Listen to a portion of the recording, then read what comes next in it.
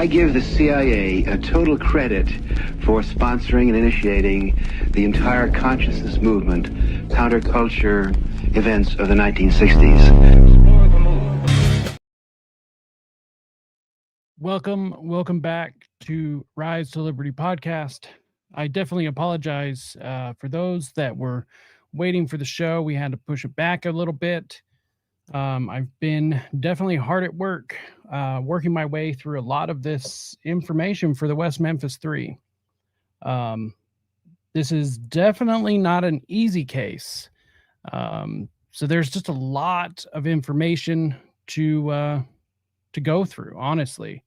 And I'm trying to like speed run all of it. So it is what it is, but thank you so much for still showing up, whether you're watching this live or on the replay. I definitely appreciate all of you showing up. So good to see all of you. Good to see all of you. Hope everyone had a wonderful, wonderful Thanksgiving. So, good evening. Thank you so much. I'm glad it's worth the wait. A couple of things that I want to do right in the very beginning. So just so we can get this out of the way.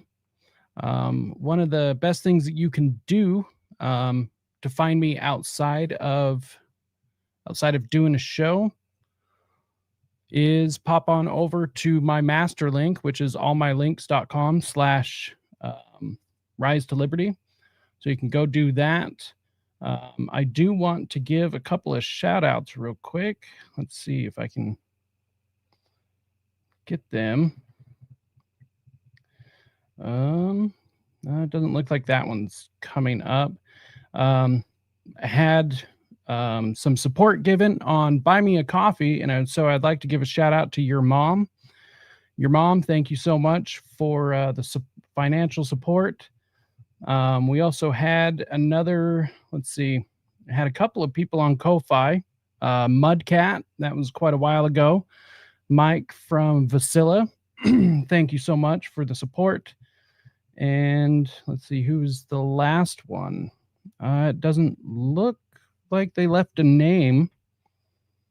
All right, well, an anonymous person. So thank you so much for all of that. Whether you support financially or support anyway, honestly, I truly, truly appreciate it. The best ways you can do that, you can head over to Ko-Fi and go do a one-time or monthly donation. The cheapest right now is $5. Same with over at Buy Me a Coffee. I need as much caffeine as possible to keep this train on the tracks. So feel free if you have the opportunity to do so. If not, I understand times are tough, so I don't hold it against you guys. I'm just glad that you're here. But if you can't support financially, then hit the like, share, subscribe, leave a comment. As many comments that we can get in the comment section, that helps. The likes help. Rewatching, resharing, all of these things. But you can also donate directly to PayPal, Cash App. I accept Bitcoin for those people. Also, by next week, I should have some super chats set up for those who want to donate in Monero. So that should be cool.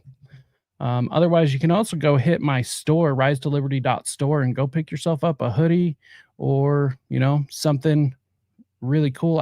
I'm trying to get some Epstein Christmas ornaments. So the last few times I've tried to put them up on the store just flags them and takes them down immediately. So I think I've got a couple of ideas to how to get past that. So hopefully we'll have those for the month of December, because that would be hilarious. And I'm not going to make any money off of them. I'm just going to throw my name on one side and the Epstein joke on the other. So I'll let all of you know if and when that is possible to purchase from the store. Okay, now with that out of the way, let's get to a couple of different things. I am almost ready to record part 1 and part 2. I am going to be doing a scripted, like more traditional YouTube style videos, part 1 and part 2 of the West Memphis 3 case. It just feels like the right thing to do. I'm also reaching out to a few different people for interviews, and William Ramsey has agreed to come on at least 2 more times for this subject itself. I'm sure he would do more if I asked him, but I've got some really cool things planned for both of those interviews. So we'll kind of stagger them out, make sure that we get the best of the best when we get him here. So let's see here. We got that pulled up. One thing I found, okay, so first and foremost, finding any sort of video clips from the West Memphis 3, particularly before they were released, so anything pre 2011, is damn near impossible. My guess is that they have copyrights on all of this stuff. Also, I'm sure, you know, with as many connections as these guys have, I'm pretty sure that you know, they've asked whoever they ask to be able to scrub the internet. So, but they did not scrub everything. I have been able to find a few things. Luckily, one of the resources is William. William was able to get a couple of his YouTube channels back. And if you go to his YouTube channels, I'll make sure those are in the episode description. And if you go to the oldest videos possible, then he actually has quite a bit of videos that you can't find anywhere else. So keep that our little secret. We don't want those videos disappearing, although I have been downloading them. So there will be a copy. Let's see here. So one thing I wanted to bring up was this video. First and foremost, let's see. Let me fix this for you guys. Okay. So this is going to be a clip of all of the oddities from Damien Echols. So this is like the video description is Paradise Lost is highly biased in favor of 3 convicted and admitted child murderers. This video is to show that even with the extreme bias from the creators of the above documentary, behavior that doesn't seem quite right can still be seen from the killers throughout the film. So I understand that to be that this is a clip from the documentaries themselves. But let's make sure and check this out.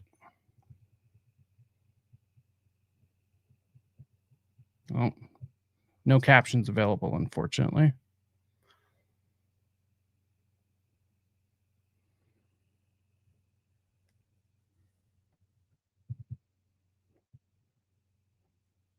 Let's see. The director of Paradise Lost has stated that after 5 minutes of meeting Damien Echols, he believed him to be innocent after just 5 minutes. Wow.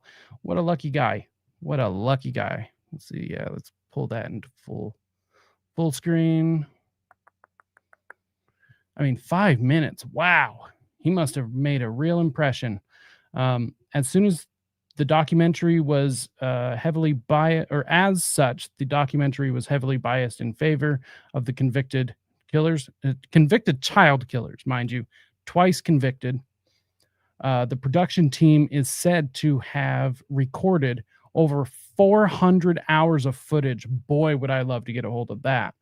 But out of the 2+ hours used for the documentary, unusual statements and behavior can still be found. Holy hell, can it?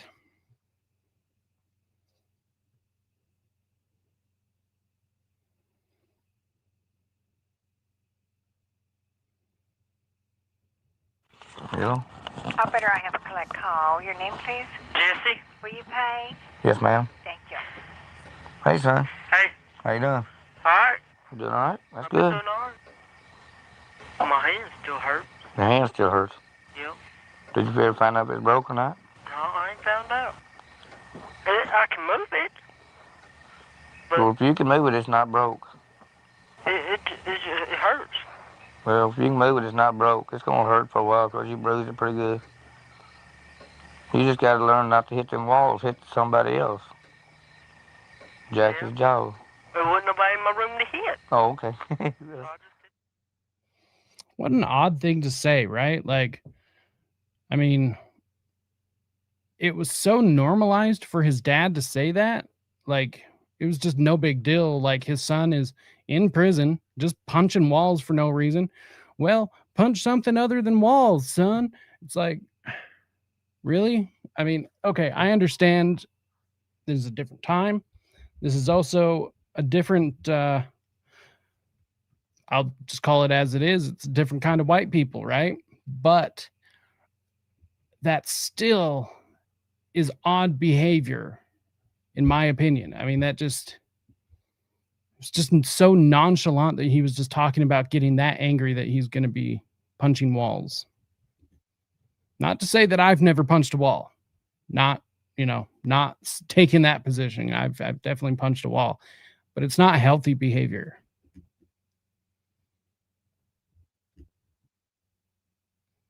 Raise up, look around, then they would be saying something else, so it really don't matter. Oh, what about it? They're gonna. That's like they're saying about Damien. Always stretching the neck, They'd be looking making around. remarks like Blowing that. kisses. Damien's a good kid. That's what it was. I guess. I don't know, Damien. I didn't realize how. When Damien and Jesse were arrested, they were found hiding under a bed. Why would innocent people act in such a way? Most of the time, he came up with the stupid ideas. I don't guess I influenced him about as much as he influenced me, I guess. Most of the time, we didn't really set out to do anything in particular. We just started hanging around, and whatever happened just usually happened. Sometimes good, sometimes bad. We were just sitting on the couch watching TV the night we were arrested.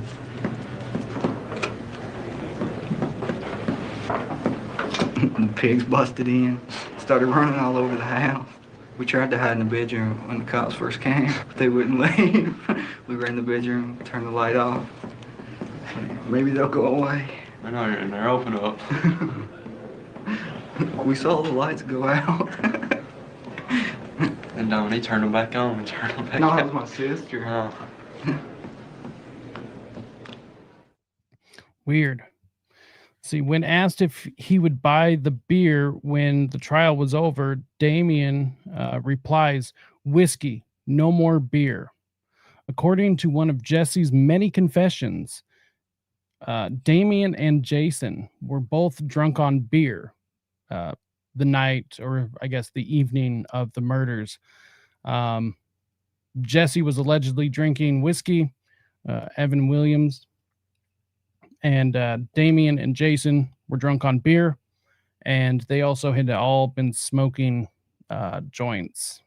I believe it was oddly specific that they said that there was 2 joints smoked that day. So the fact that he would say no more beer is kind of odd. On his closing? I think Paul should have left out the guilt by association part. He came down hard on that, didn't he? Mm-hmm. Do you have any idea he's gonna do that? Mm-hmm. I thought it'd be smart enough to stay away from him. Hurt your feelings? I wanted to strangle him.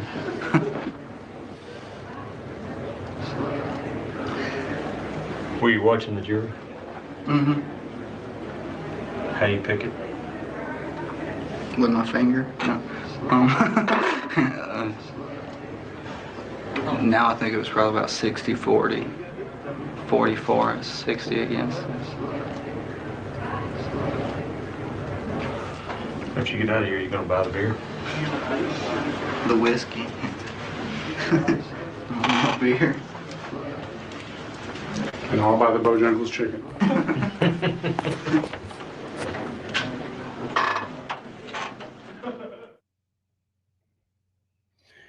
In a prior police report, Damien states that one of the boys may have been mutilated more than the others. On the stand, he states he read those details in a newspaper, but those details were not released to the public at that time.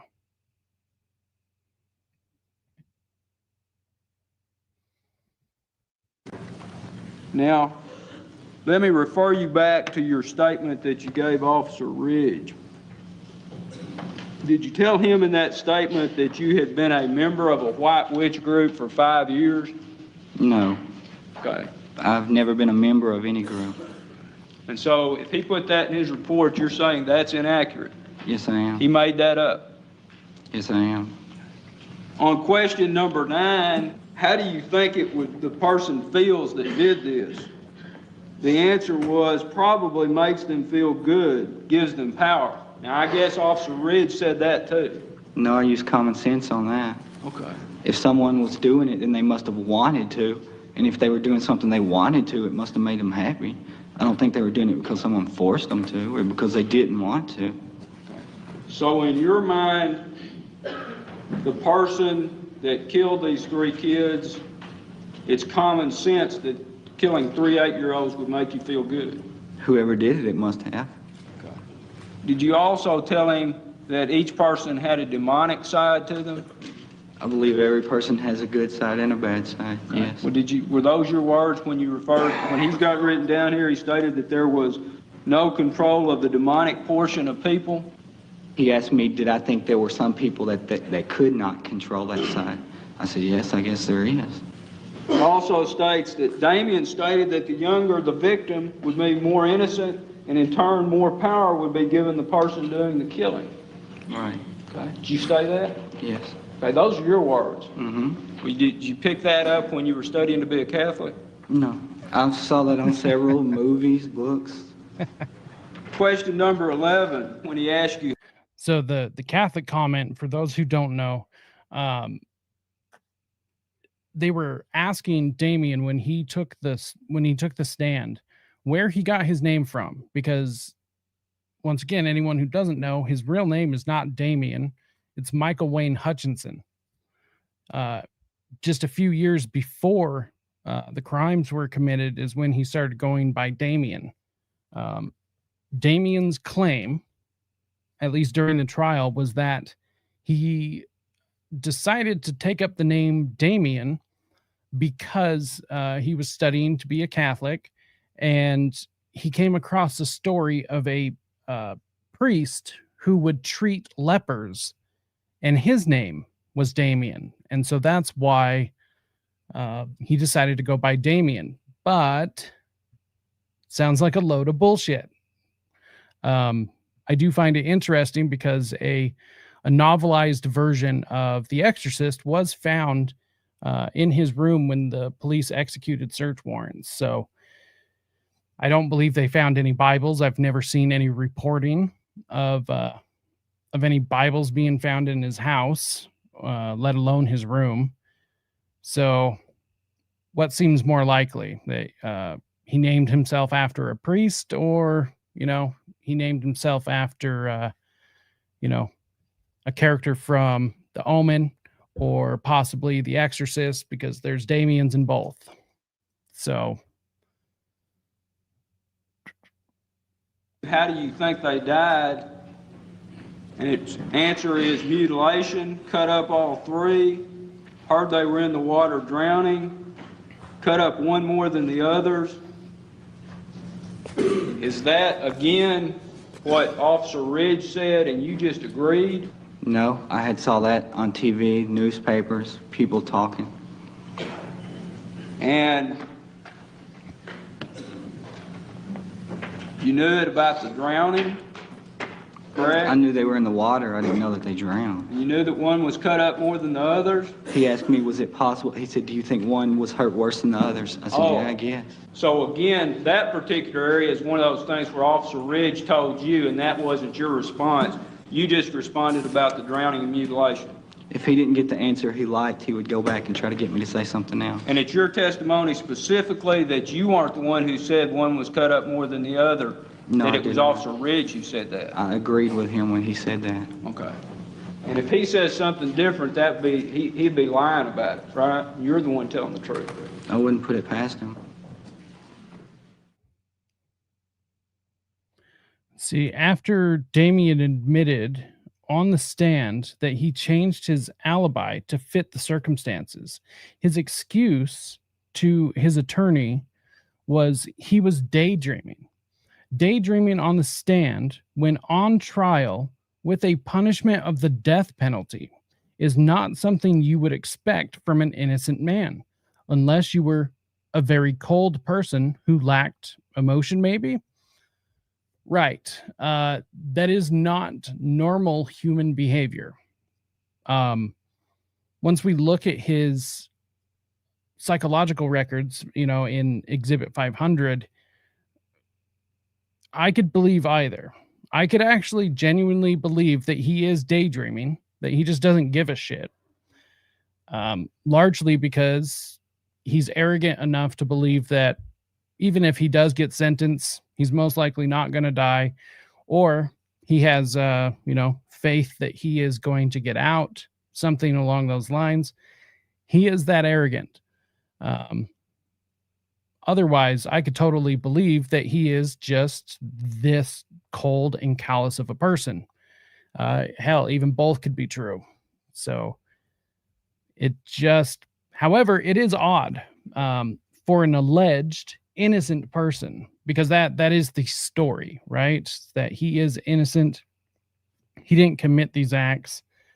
And so he was just daydreaming while he was on the stand giving testimony in a murder trial that he is accused of. So, yeah, interesting.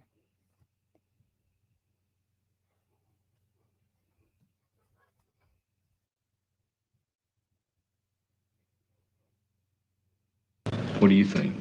I think I did real good the first day. The second day, it didn't look as good because Davis kept trying to trip me up or something. There was one point in there, though, where he asked you, he says, it looks like you're just changing your story to fit whatever comes up. And you said, yeah. I was just like halfway listening to him. After I was real nervous when I first got up there, enough to keep my attention focused and everything. But after I was up there a few minutes, just started daydreaming. Daydream.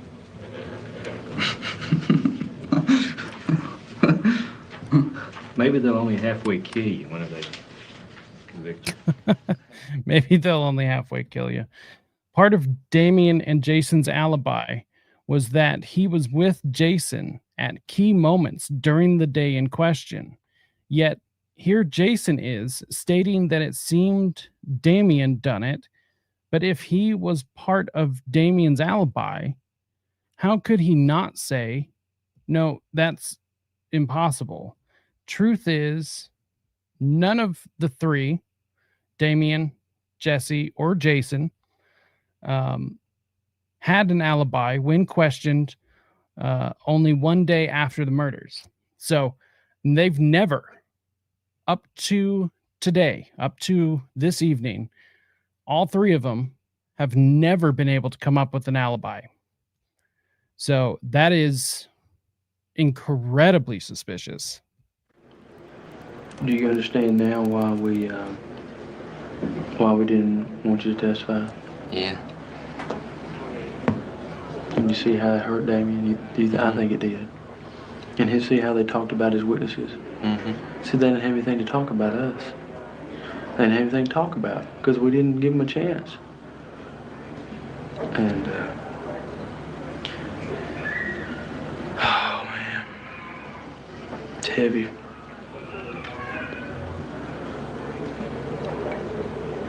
Do you think that this will change at all? How you choose your friends? Yeah. What do you think this would do? What do you think this is going to do to you and Damien, you and your friendship with Damien?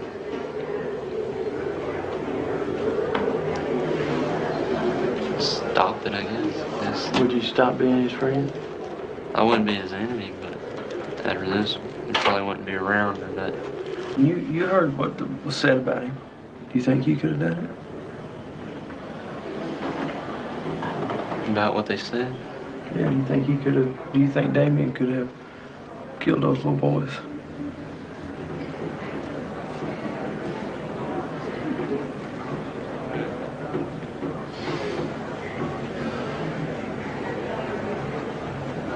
They made it seem like he did.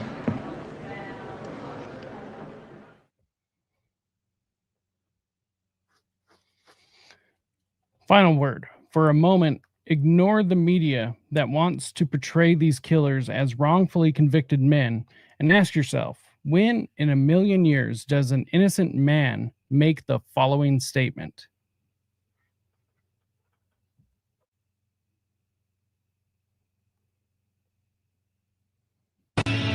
I knew from when I was real small that people were going to know who I was. I always had that feeling. But I just never knew how they were going to learn. I kind of enjoy it because now, even after I die, people are going to remember me forever. They're going to talk about me for years. People in West Memphis will tell their kids stories. It'll be like, sort of like I'm the West Memphis boogeyman. Little kids will be looking under their bed before they go to bed. Damien might be under there. I mean, that is odd, right? And not to mention that, but all of his odd behavior, the way he was acting towards the families of those three little boys when he was heading into the courtroom. I mean, it's all just super, super odd for a person who is allegedly innocent of the crime of murder, right? Like, he was accused of murder, and that's how he's acting. I don't, once again, and this is, from the first episode, if anyone was around for that, I asked all of you, the viewers and listeners, I mean, obviously you don't have to, but I still tried to understand from the perspective of, okay, they are innocent, they were framed or whatever, and trying to understand that from the point of view while watching these things or listening to these comments. I don't understand how anyone would look at these or listen to them, know about them, and still walk away thinking that they're innocent. In fact, over the holiday yesterday, I posted a clip of my interview with William Ramsey. Somebody commented on it, and we got into a back and forth. And this person, first of all, was trying to tell me how much of an expert they were on the case. Yet they kept misspelling every person that was involved. He kept misspelling their name. Couldn't spell Jesse McNelly's name right. And yet he's supposed to be an expert in the case. I'm supposed to take him serious. And based upon what he was saying, I should go back and, review the evidence because he's such an expert, yet he can't spell Jesse McNelly's name correctly. Like, get the fuck out of here. And here's one thing that I've learned about these people who genuinely do believe that they're innocent. At least some of them do. They're stupid or they're lying. And I know stupid is typically, derogatory. I really mean brainwashed, because all they've heard is just one side of the argument and they think they know. What pisses me off about these people, though, is that they're arrogant. They pretend to know everything. they watched one documentary, or they watched a segment on Dr. Oz or Dr. Phil or any of these daytime talk shows, and then they act as if they are the end all be all and they know everything. And it's like, that's what bothers me. It's not so much that they're wrong per se. It's the fact that they think they know, and yet they don't. When you try to explain, then they won't listen. They'll just completely shut down. They'll tell you you're wrong. They don't need to look at any more evidence.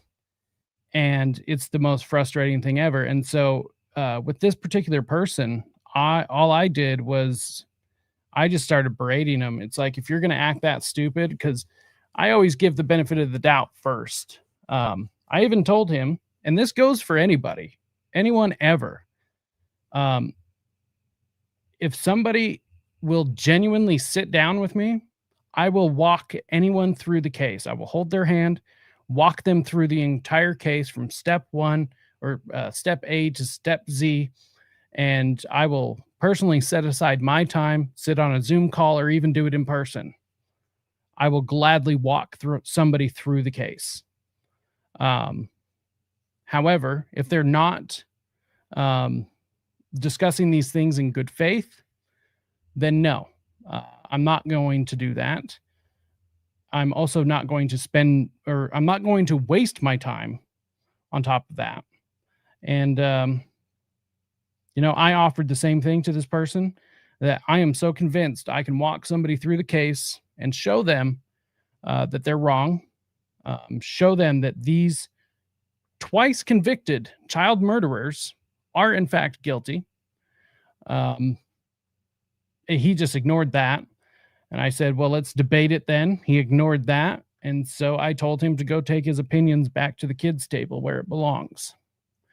Because eventually, you just gotta yell at the puppy, which is funny because I would actually never yell at a real puppy. But somebody dumb like that, you better believe. Dumb and arrogant and some of the worst, absolute worst people. Let's see here. Just getting the next segment pulled up. Where did it go? Sorry, I have a lot of tabs pulled up for this. No. Where the hell did it go? All right, we might have to move to something else. Okay. Yes, here we go. Pull this up. Once again, I've been trying to find just anything from before they were released from prison, and it is damn near impossible. Pretty sure they've had somebody scrub the internet, or hell, I don't know. Let's see. No, that's stupid. See, does this work better? Oh no, that's horrible. All right, let's check this out. 3. Blind justice is the theory that law should be viewed objectively. Determination of innocence or guilt should be made without bias or prejudice. Equal justice under law is the foundation of the U.S. Supreme Court. This is not always indicative of fairness. Almost 15 years ago, Damian Eccles, Jason Baldwin, and Jesse McNelly were wrongly convicted of the murders of 3 young children in West Memphis, Arkansas. Learn about the new evidence that exonerates them. 14 and a half years ago, the gruesome murders of 3 8-year-old boys shocked West Memphis, Arkansas. Stevie Branch, Christopher Byers, and Michael Moore, second-grade playmates, were found beaten to death, naked and bound in shallow water. Police arrested 3 teenagers, including... Yeah, I want to know the exact same thing. Why do these celebrities honestly care that much? Because you can't tell me that this is like the first story that these celebrities have heard. Um, I really do believe that it was just because of the documentary. Like it was framed in such a way that it was able to make anyone who believed that they were being like caring, it would make anyone rational or reasonable get pissed off about this miscarriage of justice. Because guess what? People actually do care about a genuine miscarriage of justice. And so I think it was the documentary, and you've got to remember that, like, so this is the Midwest is where the crime happened, borderline the South, and they're pushing this documentary in Hollywood. So I know for a fact that they were pushing that documentary everywhere. Once HBO paid for it and it was done, they were pushing it everywhere. So I can only imagine screenings in all over California, left and right. So then it becomes a enlightened Californian Hollywood celebrity thing versus those backwards middle America flyover state hicks, and it becomes like this like class warfare thing. And it was right on the tail end of all of the satanic panic stuff. Right on the it's kind of like right in the middle of the false memory syndrome stuff. And so it was perfect timing mixed with just like the right amount of rage and manipulation. And it just sparked fire amongst these celebrities. And honestly, I don't know if that would ever happen again. In fact, I'm pretty sure nothing like this could ever happen again to this extent.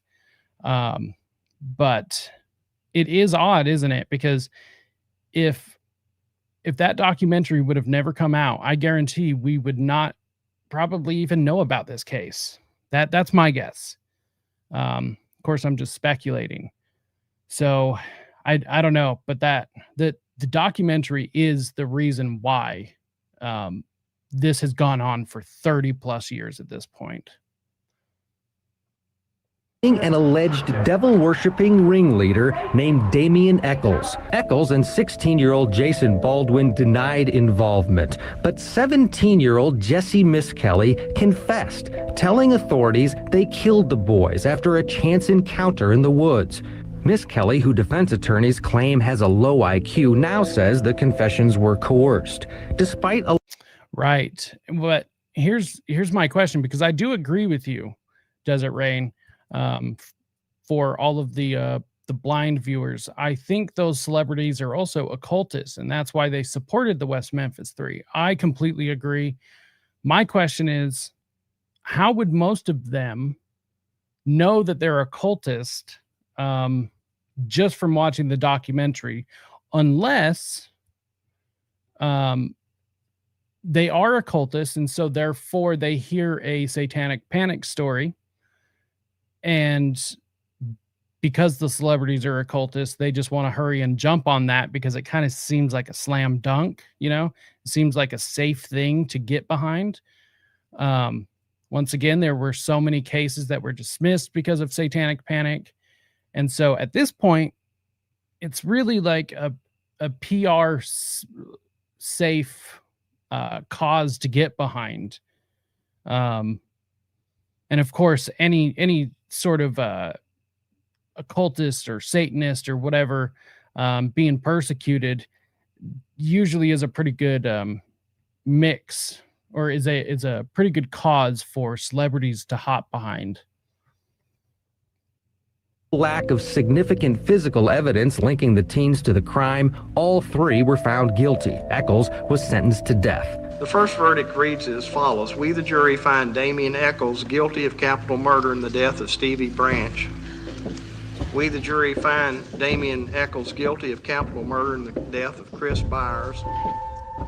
From the Varner unit at Supermax State Prison Facility in Grady, Arkansas, we're joined by Damien Echols, who is on death row. He recently had a birthday, by the way. He's 33 years old. Now, how long have you been on death row? About 4. So, interesting information about Rollins.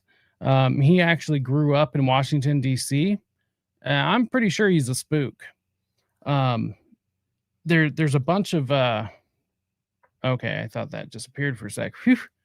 That we were watching some in real time censoring. But anyways, I'm gonna pull up some information on another show eventually. But Henry Rollins has some very spooky, glowy stuff in his background. His dad, once again, Operation GCD. Who is your daddy and what does he do? Well, his dad is tied into intelligence. So that doesn't automatically mean Henry is, but I don't know. So we're going to talk about that at a later date. So if anyone in the meantime finds anything about that, feel free to send it on over and we'll pull it up in a future episode. Oh. Hi, I'm Natalie Maines, and I support the West Memphis 3. Blind justice is the theory that law should be viewed objectively. Determination of innocence or guilt should be made without bias or prejudice. Equal justice under law is the foundation of the U.S. Supreme Court. Baldwin was a lie. He knew. He had to know. Baldwin Knowing. It was also at a press conference, Inspector its first report showing DNA profiles of genetic material found on the victims and on other pieces of evidence from the crime scene. The lab was later given DNA samples both from the victims and the defendants. It analyzed those. In the end, none of the Bodie reports could link any of the DNA provided by the defendants to the victims or to the crime scene. One report showed a piece of genetic material in the penis of Stephen Branch that could not be linked to any victim or to any defendant. In the meantime, our investigators were obtaining DNA samples in the form of hair, cigarette butts, oral swabs from people who had some connection to the events. These included samples from several people, including Stephen Branch's stepfather, Terry Hobbs. And later we received a sample voluntarily given by David Jacoby, a friend of Terry Hobbs who was with Terry Hobbs on the day Stephen disappeared. We gave all these samples to Thomas Fedor, who's here today. He's an independent forensic serologist at the Serological Research Institute in California. Tom analyzed the samples and compared them to the testing results Bodie had already given us. The result of that analysis in May 2007 showed that a hair from a ligature used to tie up Michael Moore could be associated with Terry Hobbs. We provided that result to the prosecution right after learning of it. A much more recent analysis by Mr. Fedor showed that a hair found on a tree root or a tree stump at the crime scene could be associated with the DNA samples provided by David Jacoby.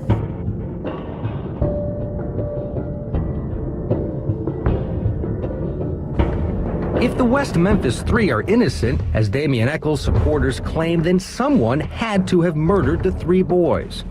Terry Hobbs, I don't have any problem with saying his name. In my opinion, yes, I believe he is the perpetrator of this crime. A recent DNA test found hair fibers on one of the victim's shoelaces matched Terry Hobbs. He was Steve Branch's stepfather, but the DNA wasn't found on Stevie's shoelace. Hobbs claims it was a casual transfer to one of Stevie's friends who spent time at their house. We asked Terry Hobbs to comment. He declined.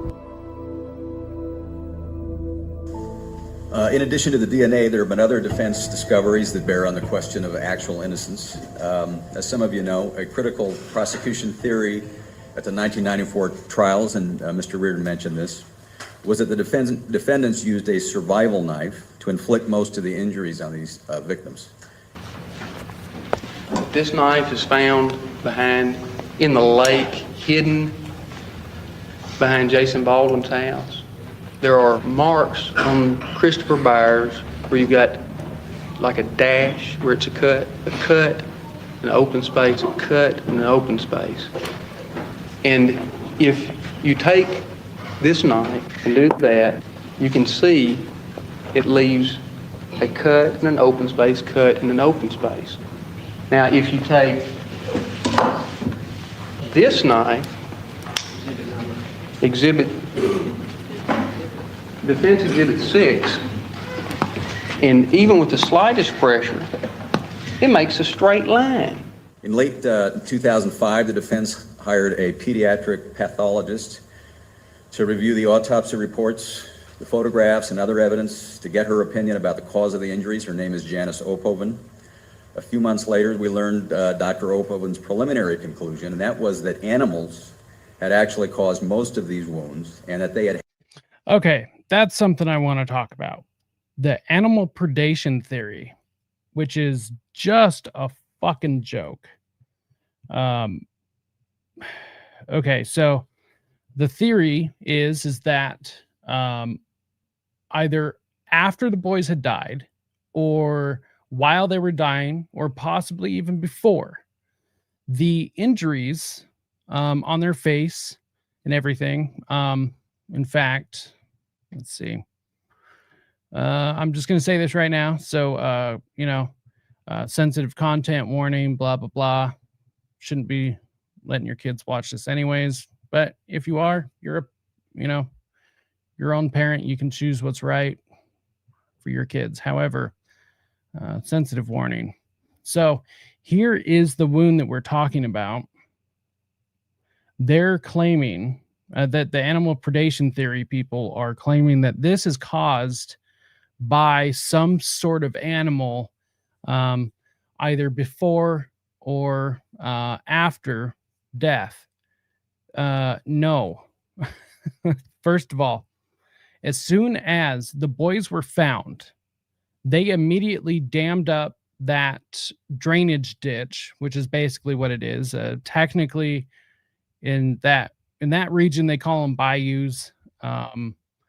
Although if you look at the map and you follow where it goes, it's actually a wing of a bayou. So it's kind of like a smaller version of a bayou. So, but nonetheless, there was no aquatic life in this drainage ditch.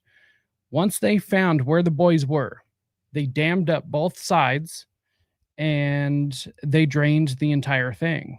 In fact, I believe I do have photos of that.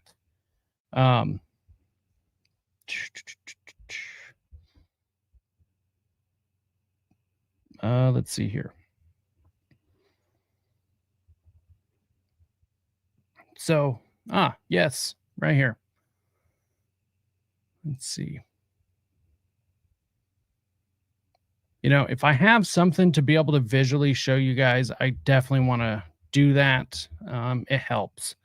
So if you notice, okay, first of all, I think the first thing you can notice is how muddy all of this area is. This is also after some pretty heavy rains, but nonetheless, what they're doing is they're sandbagging both sides. Okay. And they drained the area in which they needed to search thoroughly. Okay. So granted, there's going to be a lot that's destroyed because the boys were in there, I think 17 hours, 16 hours. But nonetheless, they drained the whole thing. No animals were found. So that's just your first bit of evidence. But nonetheless, even if there were animals found, there's no guarantee that the animals would actually go after a deceased body, including snapping turtles. Specifically, the one that everyone kept talking about was alligator snapping turtles. In fact, I know I saved my conversation. I had a conversation with Grok about alligator snapping turtles. I think I'll probably include that in the show notes. Basically, I just asked all about them, like where they're native to, what they eat, all sorts of stuff. Didn't mention West Memphis 3 at all, so it's just about snapping turtles. I found it rather fascinating, which is also how I found that they are native to Arkansas. However, I asked about the population of alligator snapping turtles back in 1993. And based upon their Arkansas's like wildlife department, what the hell are they called? I don't know, the wildlife police, the all the assholes that always have to check your fishing license. Whatever. Anyways, based upon their reports from back in the early 90s, I believe the earliest one I could find was 1995. Based on those records then, the population of alligator snapping turtles, which is the only likely one, yes, fish and wildlife and game, thank you. Based upon their records from 1995, the population had been dwindling so much that it would have been highly unlikely for any of these creatures to live in an area like this specifically. So this is them after they had been draining it for quite a while. This is what it looked like initially when the boys were found. Now, this is far higher of a water level than even normal. So basically what would happen, like say the Mississippi River would flood, this area would receive water because it's like runoff or a way to mitigate flooding damage from the Mississippi. And then the night that the boys go missing, there were heavy rains all over the place. So the Mississippi River is swollen. There were heavy rains all around. So there's more water in here than normal. So I guess for, those who committed the crime, it's actually, good for them, I guess. Fucking assholes. See just some other pictures of Robin Hood Hills. So this gives you kind of a rough idea of what this area looked like, where they found the boys. This is them over here starting to dam up where the water was coming in. There's nothing graphic in these photos. Other than the fact of their crime scene photos, there's nothing visually graphic. There's the boys' shoes wrapped up, some foliage. Them starting to investigate. So it's a slipped footprint. Let's see. All right. Here's actually the picture I was thinking of. So this is them, pumping the water out. Okay. Now, the animal predation theory just doesn't quite make sense. There was no aquatic life that was capable of causing that damage to those little boys in this area. It was extremely illogical, first of all, to just blame it on them, because what's more likely? You're dealing with murdered 8-year-olds, and what's more likely, the damage was caused by their violent end or animals. Like these, maybe if these boys were like left out there for a week, a couple of weeks, a month even, sure, maybe you would have more of a case, but they were missing 17, 18 hours. That's it. Is it possible for wildlife to come up and do that? Of course, but it's extremely unlikely in the area in which they were in. Because here's another thing about alligator snapping turtles. They actually congregate together. So it's kind of like it's like their own group, their own flock. I can't remember what a multiple of alligator snapping turtles is called, but they congregate all together. So if there's one, there's multiple. They're not just going to hang out by themselves. Also, the way that an alligator snapping turtle hunts for food is they basically burrow themselves into like a deep pocket in the mud, and then they just sit and wait. And then when something swims by, they'll have different tricks to be able to coerce whatever is swimming by to get closer to them. And as soon as it gets close, snap, gets them, pulls them in, eats them. They're pretty lazy as far as creatures go. So they're not like out, like swimming around and stuff, right? It just doesn't make sense. There was one doctor early on in the trial that claimed the boys were actually attacked by like wild dogs, which, you know, it's funny because we say that, you know, these three are guilty and, you know, there's all of this occult influence. We get called conspiracy theorists. But then some doctor, you know, makes up this wild theory about wild dogs attacking the boys, pulling them out of water, getting them back into the water, which is the craziest thing. This area is not known for wild dogs or, you know, like roaming packs of stray dogs. He comes up with a theory like that in court, and some people take it as legitimate. That's a conspiracy, like a genuine conspiracy theory if I've ever heard one. Like that's just outside the box thinking. It just doesn't fucking make sense. Now,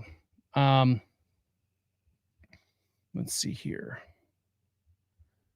Kind of hate how I have to do this. I need to find a better program to be able to show you guys these photos, but all right, so content warning. Hate to show you guys this again, but here's the injury. Okay, I believe this is on Stevie's forehead. Let's see here. Now, so this is the injury that they're talking about. And let's see, this. Hold on. Nope, not that picture. Actually, yep, that picture. Okay, so this is the injury. And this is the knife in which caused the injury itself.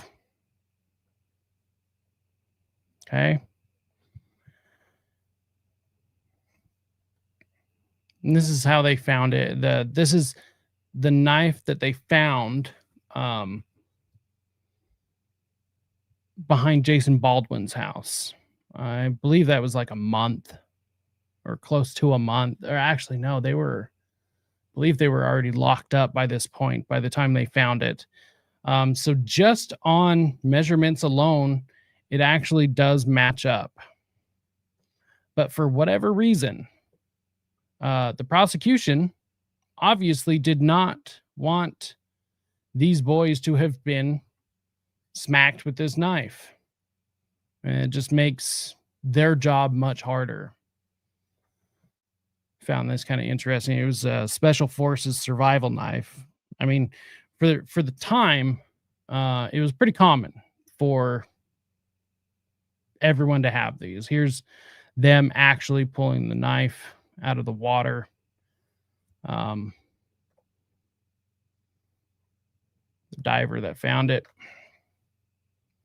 And then just a bunch of case files about how big it is and all of that. So, but this is, once again, what is more likely that, you know, the animal predation theory or the fact that when they were unfortunately suffering, a knife was used to commit blunt force trauma to their head. I mean, it's Occam's razor, you know? Let's see here. Okay. Let's get back here. Boom, there it is.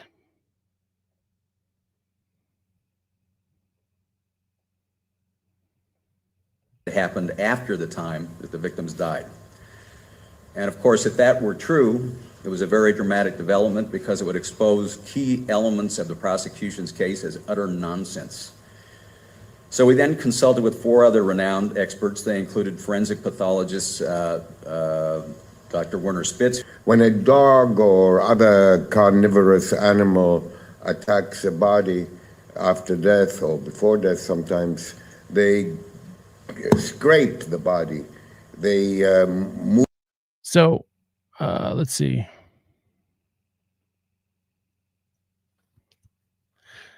So, and correct me if I'm wrong, but you're saying one reason why you believe that adults were involved in on this as well, right? I do actually believe, or at least I entertain the idea that there were more involved than just the 3. I don't necessarily agree that they would have been adults, at least the ones that would have committed the act. Now, one reason I tend to believe that there might have been more than one committing the actual crime of murder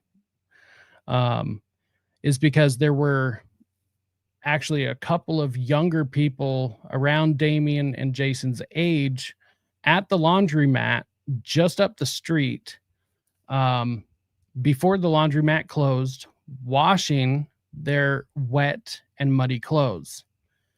So that seems pretty odd because at the very same time, I believe Miss Hollingsworth, I believe is her last name, was one of the initial people who gave their statement, who spotted Damien and Jason both leaving Robin Hood Hills. So at the same time that Miss Hollingsworth sees Jason and Damien leaving Robin Hood Hills, there was another person, one of them, which is LG Hollingsworth, was seen at the laundromat just right around the corner from Robin Hood Hills, washing their wet and muddy clothes. So now, if, in my opinion, if there were adults involved, they were probably involved through the cult itself, not necessarily with the murder. At least there's no evidence I have found that would indicate that there were more, or that there were adults other than Damien, Jesse, and Jason at the actual murder itself. Let's see. Because of the evidence going missing, being lost, being caught on fire, then being found, that kind of stuff, mainly play. They're so young to pull off something so clean. No, I agree with you. I agree with you on that. And all of these adults that were into the occult, retracting their comments and lying, all that stuff. I think it was a ritual. Yeah, so do I. I'm not saying I think adults were there necessarily. I just think that the adults were in on it because it's ritual. Right. Yeah, I don't think that they were there. I would agree with you. I think that, because my personal opinion is that there is a cult, or was a cult. Damien was definitely one of the main organizers, the leaders. And I do believe personally that there was also adults involved in the cult itself. If you remember, there was that woman early on in the trial. I can't remember, Veronica something.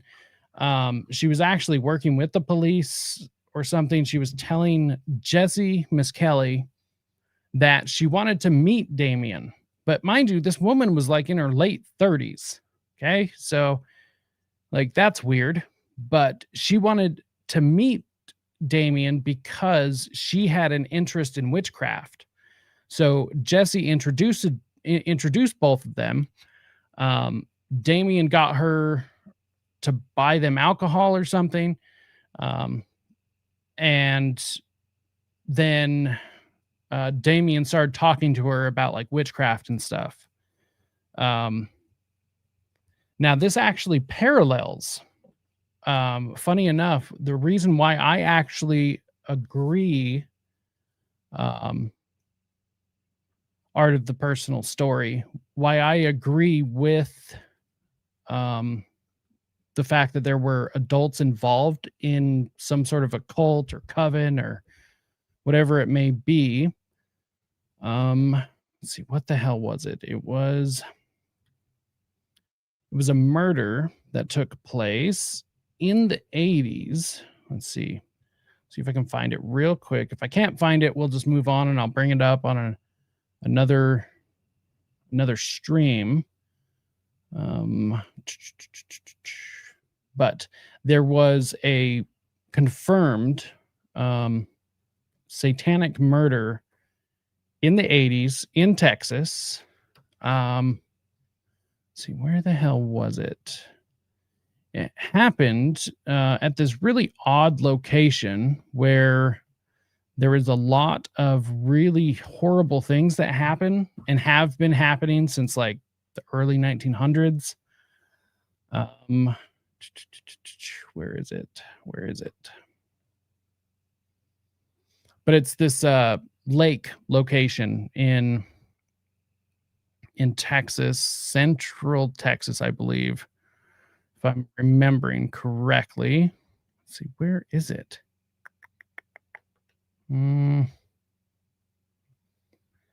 But there had been a bunch of like disappearances. A bunch of people had passed away. A bunch of people had passed away in the lake. There were people constantly going missing. Let's see here. There was actually a feature about it on Unsolved Mysteries. A couple of high school kids were getting involved in some sort of cult, satanic cult or something. And apparently it was a boy and a girl. They wanted to leave, or at least the girl wanted to leave the cult. And the cult would not let them because they had known too much. And it's speculated that the cult actually killed them instead of letting them leave the cult, basically. And this was like 1986, I think. Okay, I have one more place to look real quick, and then we'll move on. But the reason I bring this up is because the very same thing. There were these people murdered. There's rumors of a cult throughout the town, and there were children, minors and adults in actually high places, including the police department, that were involved in this cult. They basically were able to be like the existence of the cult was exposed due to the murders, so it kind of backfired on them. Okay, I think I found it.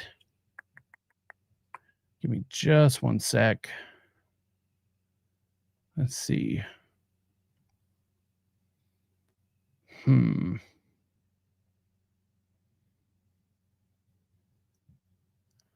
Okay, yeah, I have found it now. What the hell is called?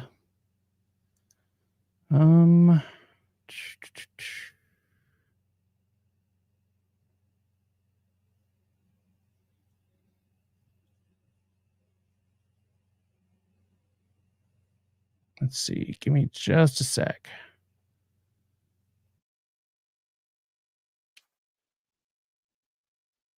Okay, Sally and Shane. What's their last name?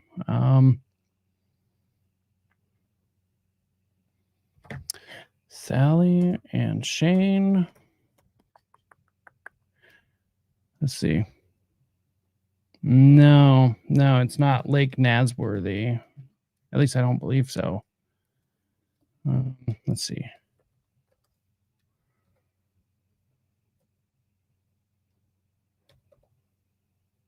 Oops.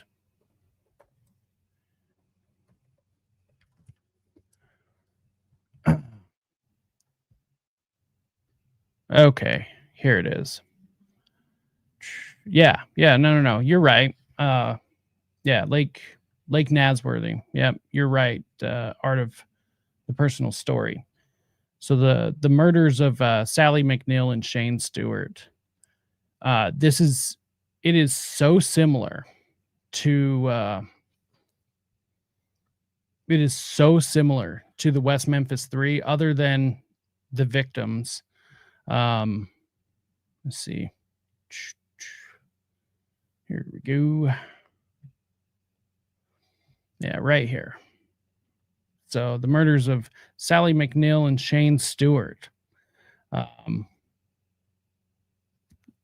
Let's see. Sally Ann McNeil and Shane Paul Stewart were two teenagers who were murdered near Lake Nasworthy in San Angelo, Texas, after spending the evening watching a fireworks display on the 4th of July in 1988.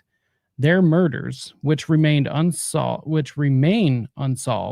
were attributed to rumors of a satanic cult in which they both were involved. The case received national attention among the satanic panic phenomenon. Ooh, watch out, everybody. You're in a panic.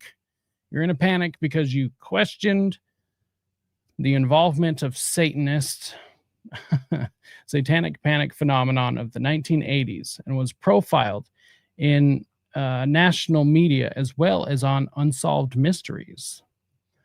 So it's incredibly interesting. What's more important is these 2017 developments. So in June 2017, the Tom Green County Sheriff's Office in San Angelo pulled over a local man, John Cyrus Gilbreth, on suspicion of marijuana possession. A female passenger in his car told them that Gilbreth was dealing, and on that basis, they obtained a warrant to search his house. Among the items they found in the house were what they described as writings, audio tapes, and, quote, biological material, whatever that means, that they say may be connected to the McNelly and Stewart homicides. They announced Gilbreth is now considered a person of interest in that case. However, as of October 2025, the case remains unsolved. There's another story. I'm not surprised it's not in here. There's another connection. One of the local sheriff's office employees, so not like they weren't a deputy, but they were an employee, like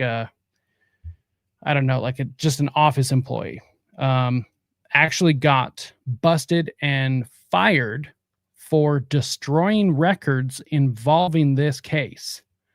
What's even more interesting is the person that they fired was one of the people that they brought in as a person of interest back in 1988, because this person had been employed with the sheriff's department since before 1988. So the speculation, nothing confirmed, but the speculation is that there were several cult members working within the sheriff's department and around the local area, including local government, high up places like the school attendant or superintendent, and so basically the structure is that there were high school kids, younger kids, there were adults, pretty much anyone from all walks of life, just like a satanic cult would be, okay?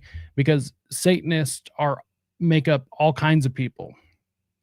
So that's kind of the structure. Now, what's even more interesting is at the time in West Memphis, there were many claims of satanic activity. It wasn't just these three boys, now men. Let's see here. So it wasn't just these three men that were accused of committing satanic acts. There were all sorts of claims long before even the murders of these 8-year-old boys, Christopher, Stevie, and Michael. Not to mention in West Memphis, because of the triangle of interstates, there was also a lot of suspicion and a lot of claims of child abductions and child murders long before the initial West Memphis 3 case happened. As far back as 1971, I think, is the earliest one I could find. I don't have any of those records pulled up, otherwise I would. But I do find it interesting that there was definitely more than one alleged satanic crime in the exact same area. So yeah, it's a fascinating case. The murder of those 2 teenagers, we will be covering it at a later date in the Satanic Panic series, because I mean, it's all but confirmed that this was a satanic cult that committed their murders. Satanic Panic. I remember the 80s. They were Satanists for real. They get the kids to do their dirty work, and then they take care of the legalities, maybe. Well, that and the logistics and stuff. It's exactly the same way that a street gang works, right? So the street gang always gets, the younger guys that need to prove themselves to the gang. They get them to do the dirty work, to pull the triggers, do the drive-bys, do the snatch and runs, do the breaking and entering. Because the young guys don't have a record yet, which means they also need to be able to prove that they're actually down with the neighborhood, with the crew, and they usually, get more lenient sentences, where the OGs who are still banging, they'll get super heavy sentences if they get caught doing the same shit that they were doing in their, teens and 20s. So yeah, the OGs start calling the shots, start telling the younger guys what to do. And I mean, that's a generalized structure of a criminal organization, regardless of what type it is. I mean, the mob works the same way. Even some special forces units back in the day used to work practically the same way. I mean, obviously there was a lot more structure to that, not quite so decentralized, street structure. But yeah, I mean, it's not an uncommon hierarchy to see amongst criminals. These evil retards can't help but tell on themselves. No, it's totally true. I think it's something like psychologically, like the subconscious wants to reveal what it's done, especially if you're somebody that's proud of it. And I think Damien is one of those people that are proud of it, or is proud of it, which is why he's done the occult books. He's done the tattoos. He flaunts this stuff because I think he does want recognition for it. Like, haha, I murdered them. I got away with it. I'm so smart. I'm smarter than all of you. I beat the whole system. Fuck you. Like, that is just like a Satanist mentality.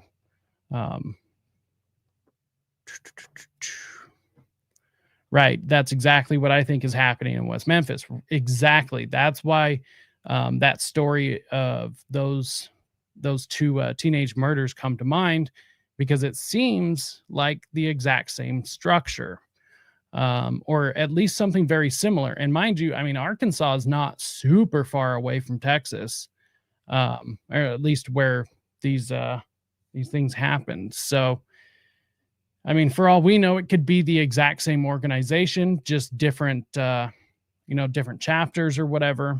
It's all, like you said, it's all similar. It's all the same.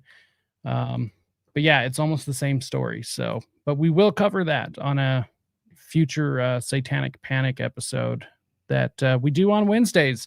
For anyone who's new here, anyone new watching, we do the Satanic Panic is Real series on Wednesdays.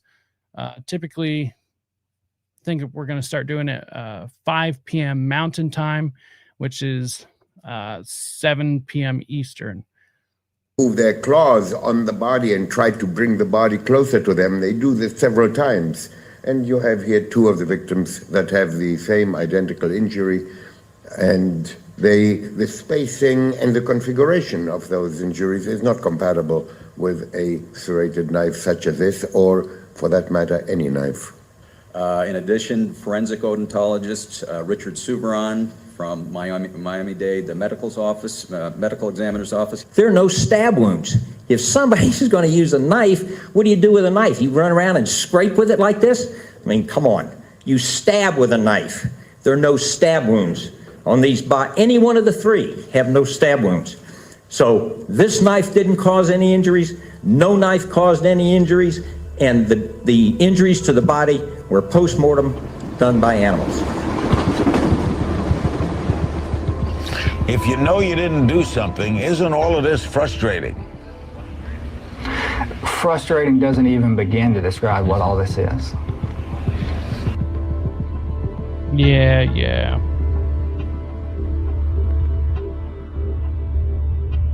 If the DNA excludes you, why are you in prison? Well, a lot of people think that if you have some sort of definitive proof of innocence, something like a DNA test, that you're automatically released, and that's not actually true. Now, here's another thing I would like to mention real quick is that this is something I notice when I argue with people about this case, or when I see criticisms or whatever. They say, oh, well, there was evidence that proved that it was the buyer's stepdad or whatever. Well, first of all, DNA evidence, even today, is not the end all be all. And in fact, the statistic is that only about 20% of all criminal cases are determined solely upon DNA.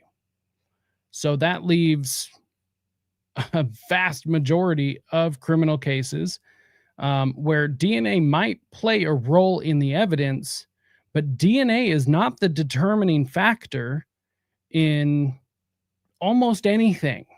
It has been, but it's rare. And it was never going to be a huge prominent feature in the West Memphis 3 case. The fact that any DNA is involved at all isn't surprising, but it was never going to be the determining factor in the case itself, which is why, in my opinion, the reason why they keep asking for the DNA is, for one, it's a way to keep dragging this out, and for 2, it's a way for them to keep the story in the headlines. But I think they are hoping that they'll keep doing the testing and they'll find something. They'll find something to where they'll be able to point to and either get the attention off themselves or be able to exclude themselves. However, the last time they did DNA testing, they, meaning the West Memphis 3 and their attorneys, the last time they ordered it was 2011. I think they got the results in 2012. And when they got those results back, they, meaning the defense attorneys, kept them private. They are not public records. There are some records that have been made public since then. Very few, though. So the vast majority of the results of that DNA testing from 2011 are private, which says to me that there is something that would implicate them. Because if any of those test results from 2011 were exonerating any 3 of the boys, men, child murderers, if there was anything that exonerated them, those test results would have been plastered everywhere. They would have done a media tour. Somebody would have written a new book. Like, it would have been a thing. So the fact that the defense attorneys kept those results private tells me that there is something in those results that they don't want the public to know. Now, just recently, they were granted the ability to do more DNA testing. I couldn't tell you exactly the type of DNA testing off the top of my head. I have it somewhere here in my notes. But the type of DNA testing that they're going to be doing this time around is less accurate than the type of DNA testing that they did in 2011. So I think they're looking for a redo of 2011 DNA testing. Who knows when that's going to come out or happen, if it's going on now. I'm not exactly sure.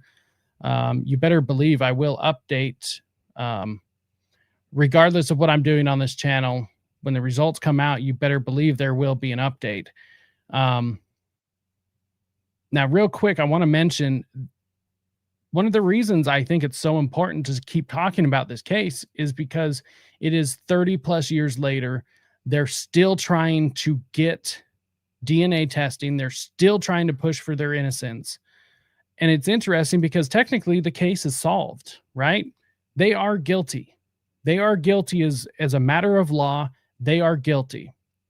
But the very fact that there are people out there still pushing the bullshit narrative that they are innocent, that they were framed, that this or that, that's why I think it's necessary to talk about this case.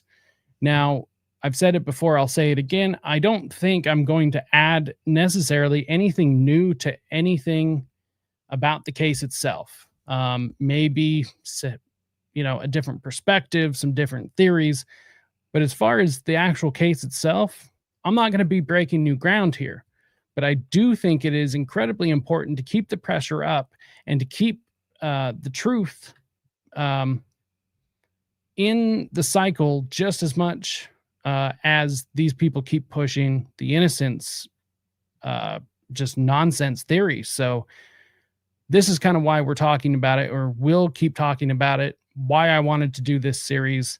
Also, I think this is a turning point for the satanic panic. This was really like the last nail in the coffin for people questioning satanic crime, to where people could point to this and say, see, look at that. Like that was like the biggest case. And, McMartin was a huge nail in the coffin. But this was like, see, all satanic crime is fictional. It's made up. It doesn't exist. It doesn't happen.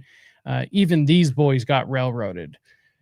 And I just think it's bullshit. So, honestly, once again, I appreciate everyone tuning in to this, whether you're watching it live or later. I still think this is an important case to talk about because they're still pushing it. They're still pushing the lie. And honestly, we got to push back on it, because if they're able to get away with this, I mean, those poor boys, I just, it's hard to even talk about, honestly. We've got to do it for them. And because fuck these three. The West Memphis 3 should be, when you say that, you shouldn't think of these people. You should think of those 3 boys. And they got robbed of having a life. They got robbed of their childhood. For what? Exactly. Being in the wrong place at the wrong time. Because these sick fucks have some crazy ass belief and decided that those 3 boys were their targets. And that's all she wrote. I refuse to accept that, and I refuse to accept that these boys are just innocent, and the reason why they were picked on is because they listened to Metallica and wore black t-shirts. Get the fuck out of here. That's not even close to true, and anyone who thinks that is just retarded. So anyways, there's my soapbox. Let's get back to this so we can eventually get out of here. Times in cases like this, it's more about politics than it is about justice. A lot of people have built their careers off of this case. You had police officers who were given promotions. You had the prosecutor who ran for and was elected judge. The judge, the circuit court judge, is now saying that he plans on retiring and run for Senate. All of this pretty much happened on the merit of this case, and these people do not want to admit that they made a mistake.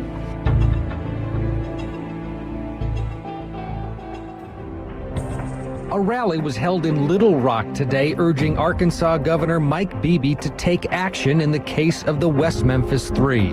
In America, you have to be proven guilty beyond a shadow of doubt.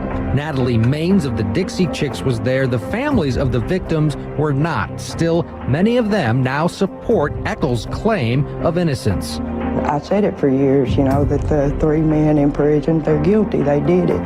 With new DNA evidence and stuff, don't point to them. No, justice wasn't served. I feel like it's still not served. John Mark Byers, stepfather of one of the victims, recently had a change of heart as well. Over a year ago, things came to my front, and I realized that mistakes had been made that I wasn't aware of. I started researching, and I found a lot of things that I believe were wrong with this case, the way they were handled. I believe it was a rush to judgment. After learning of the new evidence, he said he's reversed his belief in the guilt of the West Memphis Three, and he now wants you to know, I'm here for you. You have a comment? Just that I really do appreciate that. I appreciate everything he's been expressing. Oh, go fuck yourself, Damien. Like, that, was he paid off? No, my personal opinion is, well, first of all, he was acting a fool in the very first documentary. And I have decided I will get a hold of these documentaries somehow. We will do a, like a community watch or something.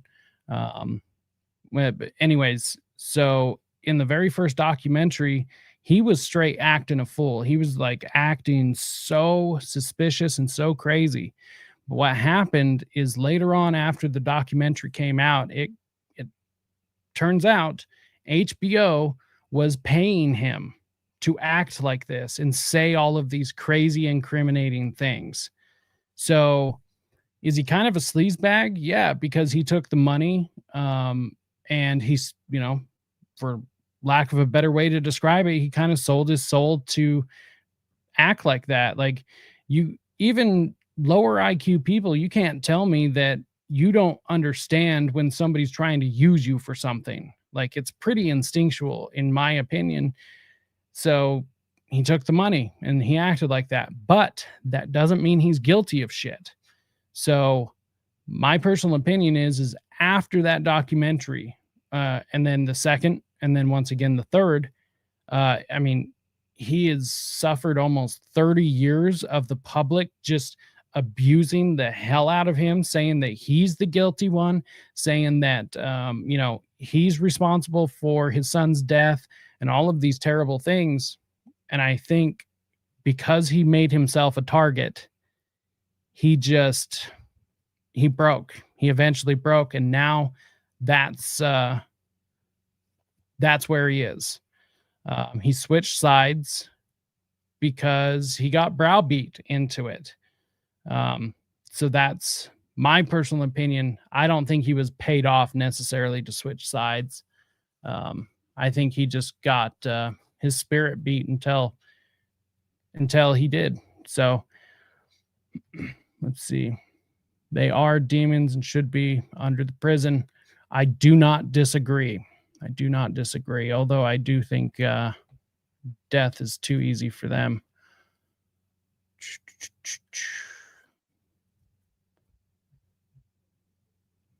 Yeah, right, exactly.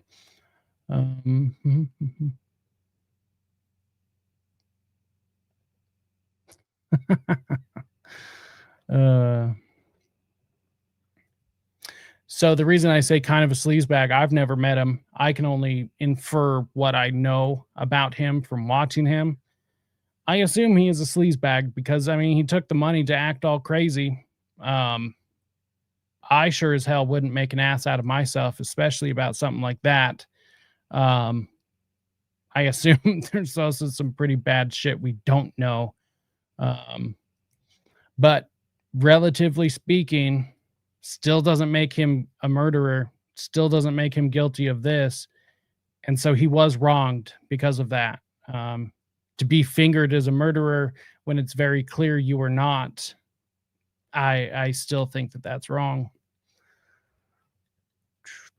Progressing lately, I've heard him make comments like that several times on different local news stations, and I've heard people repeat that to me, and I really, really do appreciate that. It means a great deal.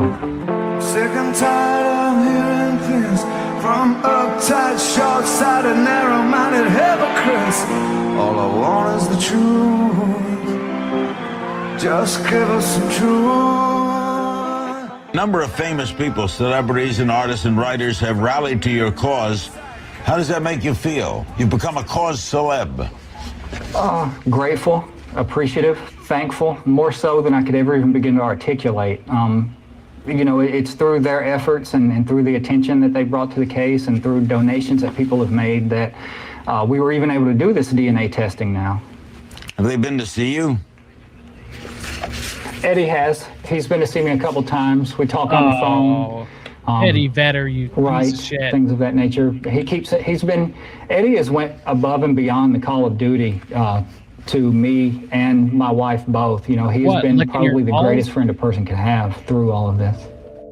So let me just conclude with, go back to our actual innocence test. The federal court will have to decide whether today, tried today with this information, Damian Echols would be acquitted. Well, let's look at the conclusion of the argument that convicted him back in 1993. There have been hundreds of people killed in the name of religion. It is a motivating force. It gives people who want to do evil, want to commit murders, a reason to do what they're doing. Satanic panic. Yeah, that's a scary thing. But it's a scarier thing to convict someone with no evidence. There is no evidence at the crime that connects to them. There is evidence at the crime scene that points in another direction. If this case were tried today, Damian Echols would be acquitted. He is actually innocent, and he has a meritorious claim for all of the reasons that we've stated that his first trial was unfair. Scumbag. It's a mystery to me. Fucking scumbag. I don't want to get hit because of that fucking song. What a piece of shit that lawyer is, huh? Like, look, I get it. He got paid and he has to defend his client, but you don't have to agree to be somebody's fucking client, you know? You can refuse service. So, but hey, I guess pieces of shit need lawyers too. I guess. Let's see, does the stepdad have a crim record? Makes me wonder. As far as I understand, I mean, it's just like petty stuff. I think he got like a DUI one time. I think there was like some speeding tickets. But nothing that would lead you to believe that he had any involvement. I grew up near Vedder. Heard he was a prick. I've also heard the same thing. You know, but that's secondhand. Who knows? I assume it's true, though. Yeah. I assume it is. It is very true. So, I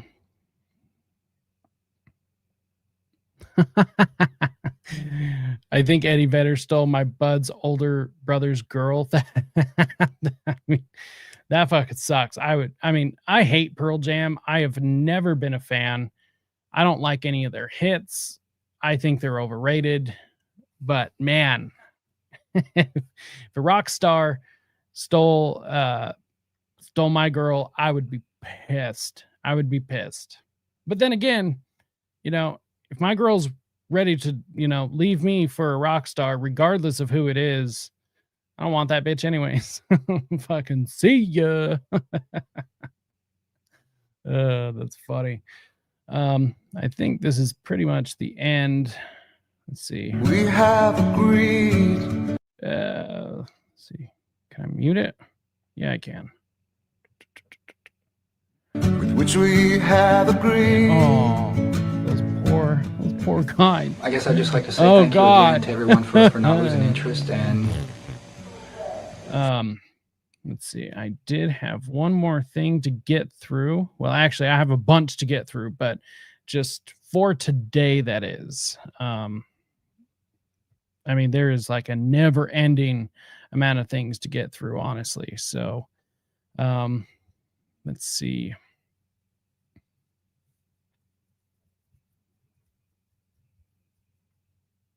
I am also on the hunt for more media, just so you guys know. But like I said, it is incredibly difficult. But I do have some of the best minds possible working on it. Let's see.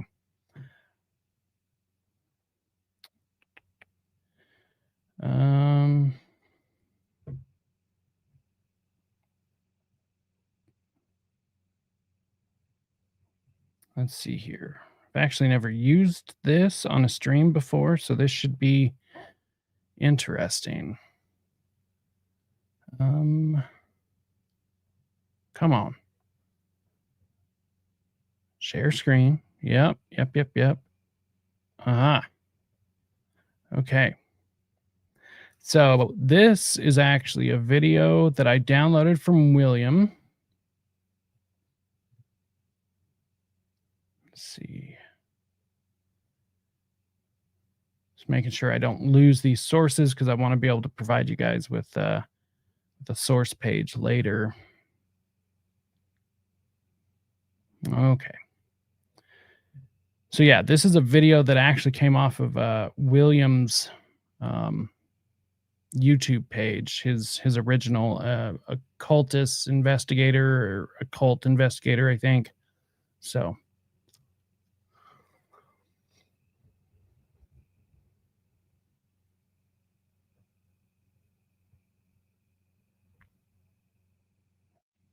it's real quick. Wasn't Eccles doing some freaky stuff in prison, sneaking into other men's cells? That is the rumor. I don't know exactly how we would ever like confirm that unless we could get another prisoner to talk, which that's like 50-50. Lots of them won't. Some will. I imagine you're probably less likely to find somebody that was involved with Damien in prison, less likely to find somebody like that to speak. So who knows? But yeah, that is the rumor. Apparently he was, flipping. He would go from gay to bi to straight to, because, and we'll cover this when we get into Aleister Crowley, but with the sex magic, it doesn't matter who you have sex with. You also, it doesn't matter. It's the actual act of having sex that brings the power for whatever you're trying to do, whatever particular specific ritual. And there is a clip of him out there. I don't have it right now, but there is a clip of him saying that, well, actually, maybe I do have it, where he states that he didn't know that he was going to have 20 years of hanging out in prison to become the best magician possible, which seems like exactly what he did. So William Ramsey's book is excellent. I completely agree. I can't recommend it enough. Pick yourselves up a copy. I will also make sure that that's in the episode description, because yeah, it's amazing. He did such a great job on it. And I mean, it's not a new book. It's been out for a while, but I've read it through and through several times now. I pick it up almost every single day, especially doing this. Can't recommend it enough.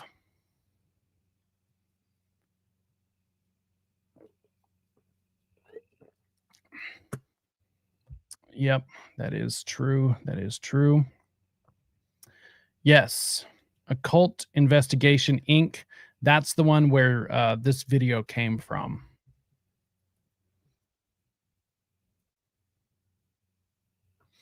Let's see. So in this clip, Damien Eccles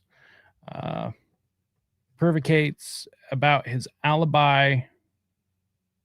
Let's see. There was no one who could substantiate his claims of being on the telephone during the times of the murder. Yeah, that's one of the big things. He says that he was on the phone with 3 different people at the same time, 3 different girls. Every single girl came out and said, no, that's not true.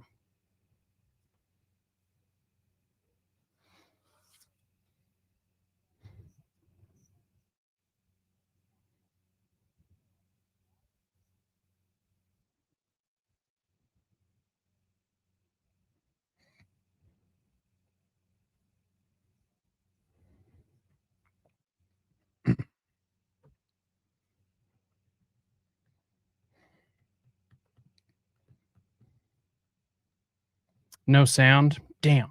Okay, hold on. Let's try this again. I might have to do this a different way.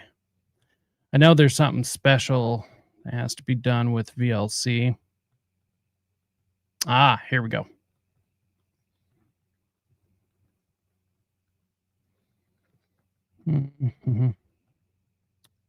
Okay, yes. Thank you, StreamYard. Thank you for the tips. Okay. Back it up. There we go. The question that some people want to say is, well, you guys hear it now? Good. What were you doing? Why would police come to you? What was your alibi? I had an entire day mapped out at that time period. You know, there were many people that had saw me. At the time that the police say the murders took place, I was actually on the phone with 3 different people. The problem was the attorneys I had at the time, the public defenders, never even called them to the witness stand, never even asked them about this kind of stuff. The claim.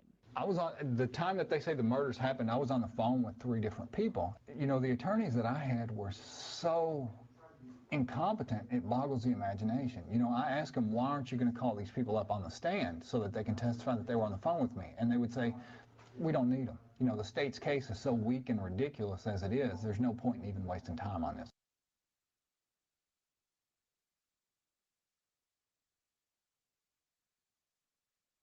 And I asked you earlier, you know, how do you keep sane?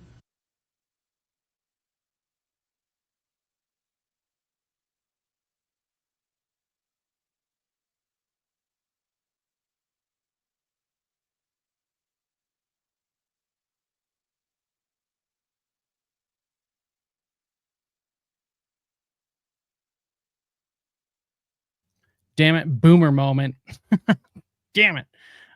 In this clip, Damien Echols minimizes his voluminous mental health record and turns the conversation towards probation officer Jerry Driver. Jerry Driver, remember that name. He comes up a lot in this. He knew Damien before the murders. So he comes up quite a bit. Probation officer Jerry Driver was unsubstantiated allegations of sexual abuse. And I asked you earlier, you know, how do you keep sane in your cell on death row? But the fact is, before this trial, you spent time in a mental institution. I did when I was younger for depression. And that was what led the cops initially to start focusing on me, is because there used to be this cop named Jerry Driver, who he was like a juvenile officer, and I had run-ins with him over and over and over again. And part of the reason is because he used to come through our neighborhood and pick up teenage boys and tell them, unless they gave him oral sex, he was going to take them to jail, press charges against him. Driver was convinced that the murders were the work of Damien Echols, and he told that to the police.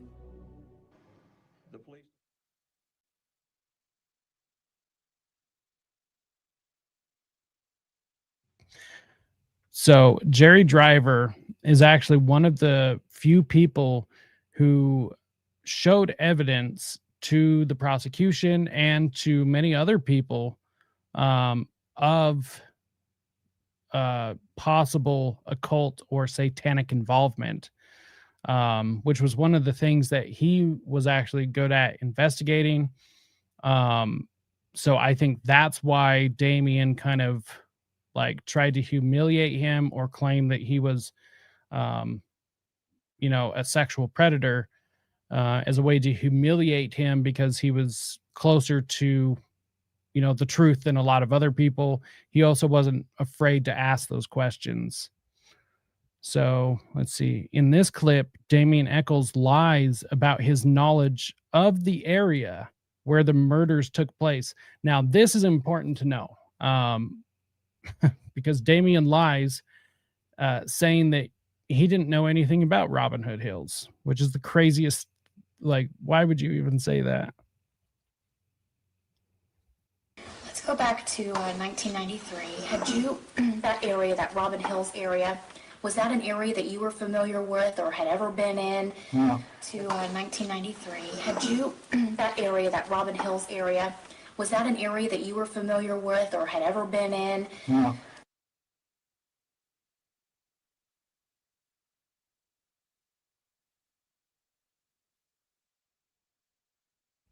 So, what's interesting, right around the corner from where Robin Hood Hills was, is this apartment complex, which is where Damien lived for quite a while. I think he lived there for a period of 4 or 5 years.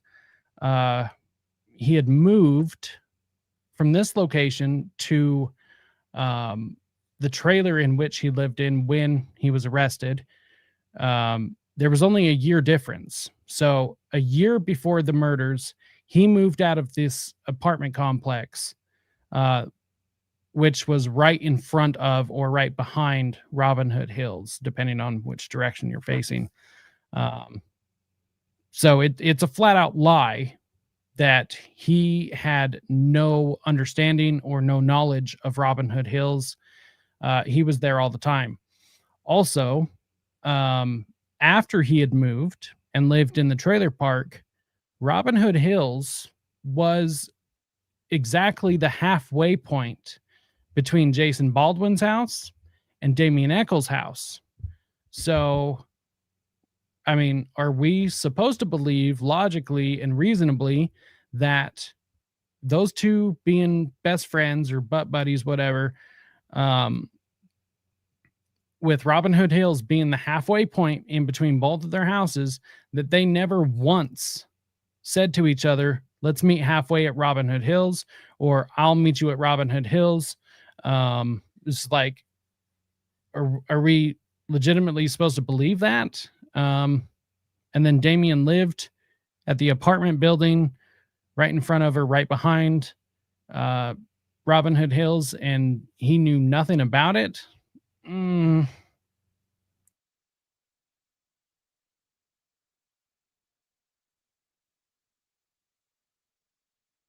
It's actually, you know, most people always call us the West Memphis Three, but we actually weren't from West Memphis. We were from a small town right outside of West Memphis called Marion, which almost no one knows where it is. And being that West Memphis is the closest thing to Marion, it's just sort of, people look at it as being almost the same place.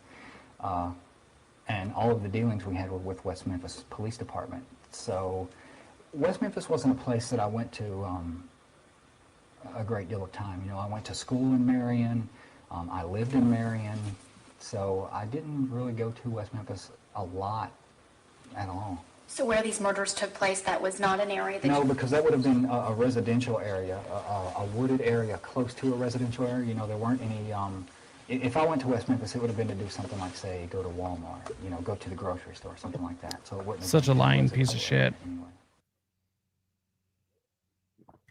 Right here. Okay, so yep, so this actually, give me just a second. I know I have a better version of this. Let's see, where is it? Okay. There it is. Okay. If this wasn't so damning, I wouldn't even bother, but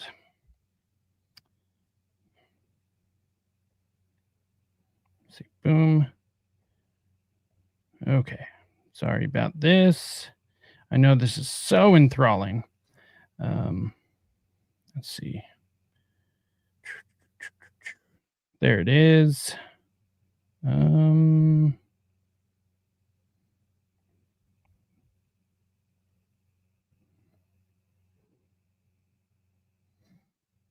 Okay, so this is the halfway point between, look at that. Like, okay, so this is where the boys lived. Jason Baldwin, Damian Eccles. The bodies were found here in Robin Hood Hills. Like, that's odd. That's incredibly odd, especially if you know nothing about this. Now, this isn't a huge area. I mean, you could easily ride your bike from one house to the other. Even back then, you know, I walked that far as a teenager before I got a car, you know, like it's not impossible to walk that far, especially in an afternoon on a, you know, summer day when you have nothing to do. So, you know, it's not unheard of. Let's see here. Now there's one more picture. Okay. Let's see, where is it? Aha, here it is.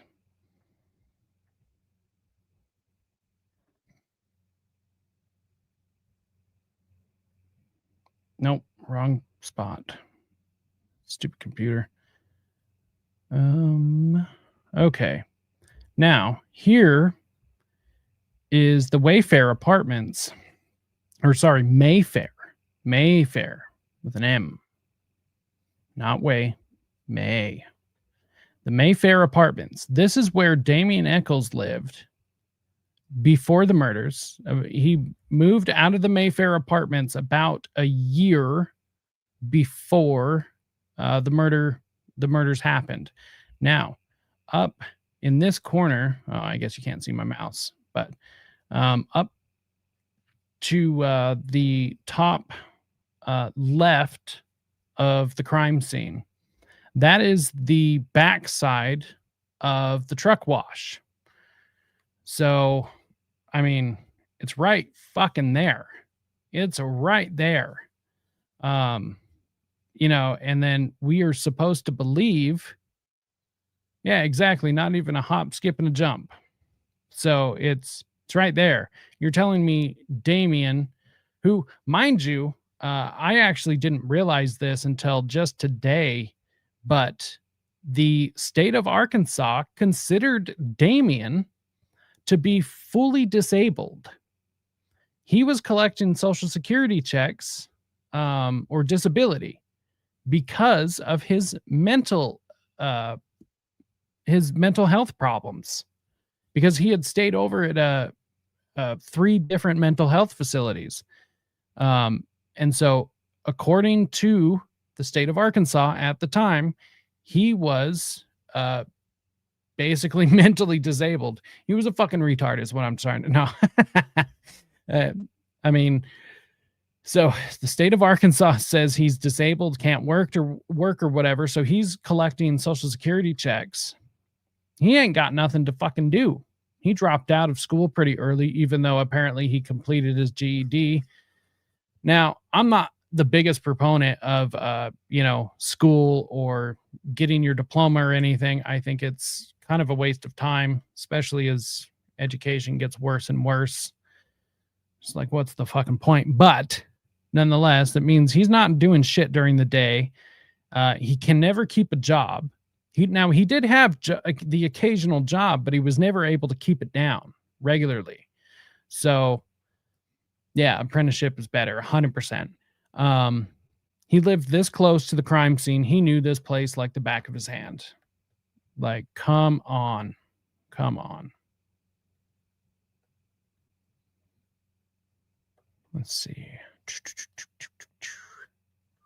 Okay. Boom, boom. So there's a better view of those pictures. And yeah,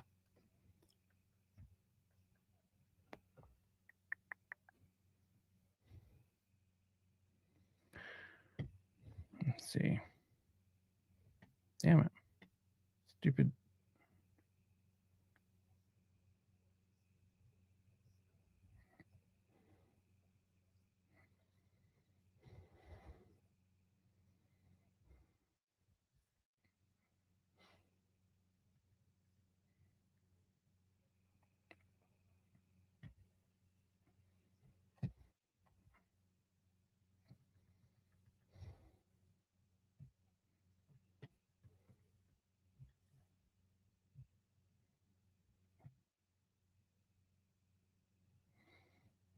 Let's see. Yeah, absolutely. So in one of the confessions, apparently Jesse McNelly told police officers, and this is in one of the early confessions, that the murder took place at like 9:30. Stupid. All right.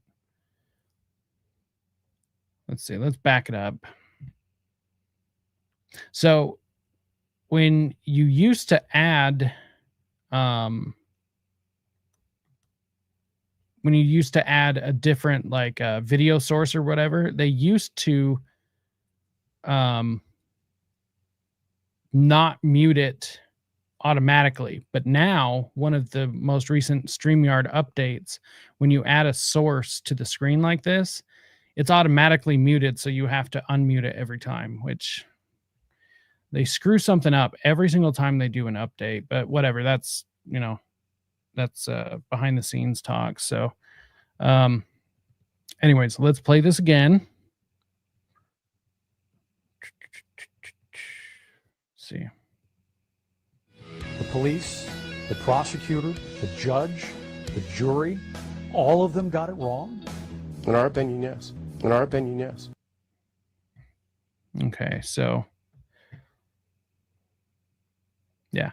In this clip, Damien Echols conveniently omits all of Jesse McNelly's post-conviction confessions and focuses upon inconsistencies in the original June 3rd confession, many of which were clarified that same day, June 3rd and June 4th. So they brought Jesse McNelly in with the permission of his father both days.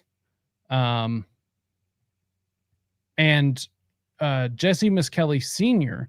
had to give permission because at the time Jesse was 17. So they had to get the permission from his dad, which his dad gave the police permission both days. Both days, the people who claim innocence, they will tell you that, they kept him there for hours and hours and hours, and they browbeat him until he just told them what he wanted to hear.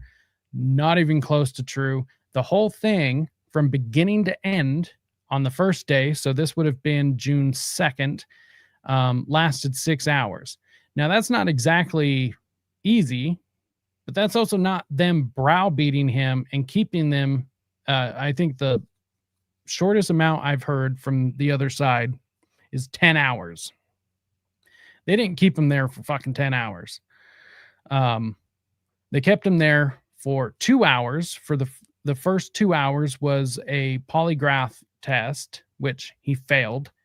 I don't put a whole lot of stock in polygraph tests, but it is one data point. And especially because they keep failing them over and over and over. So I think it's definitely part of the conversation.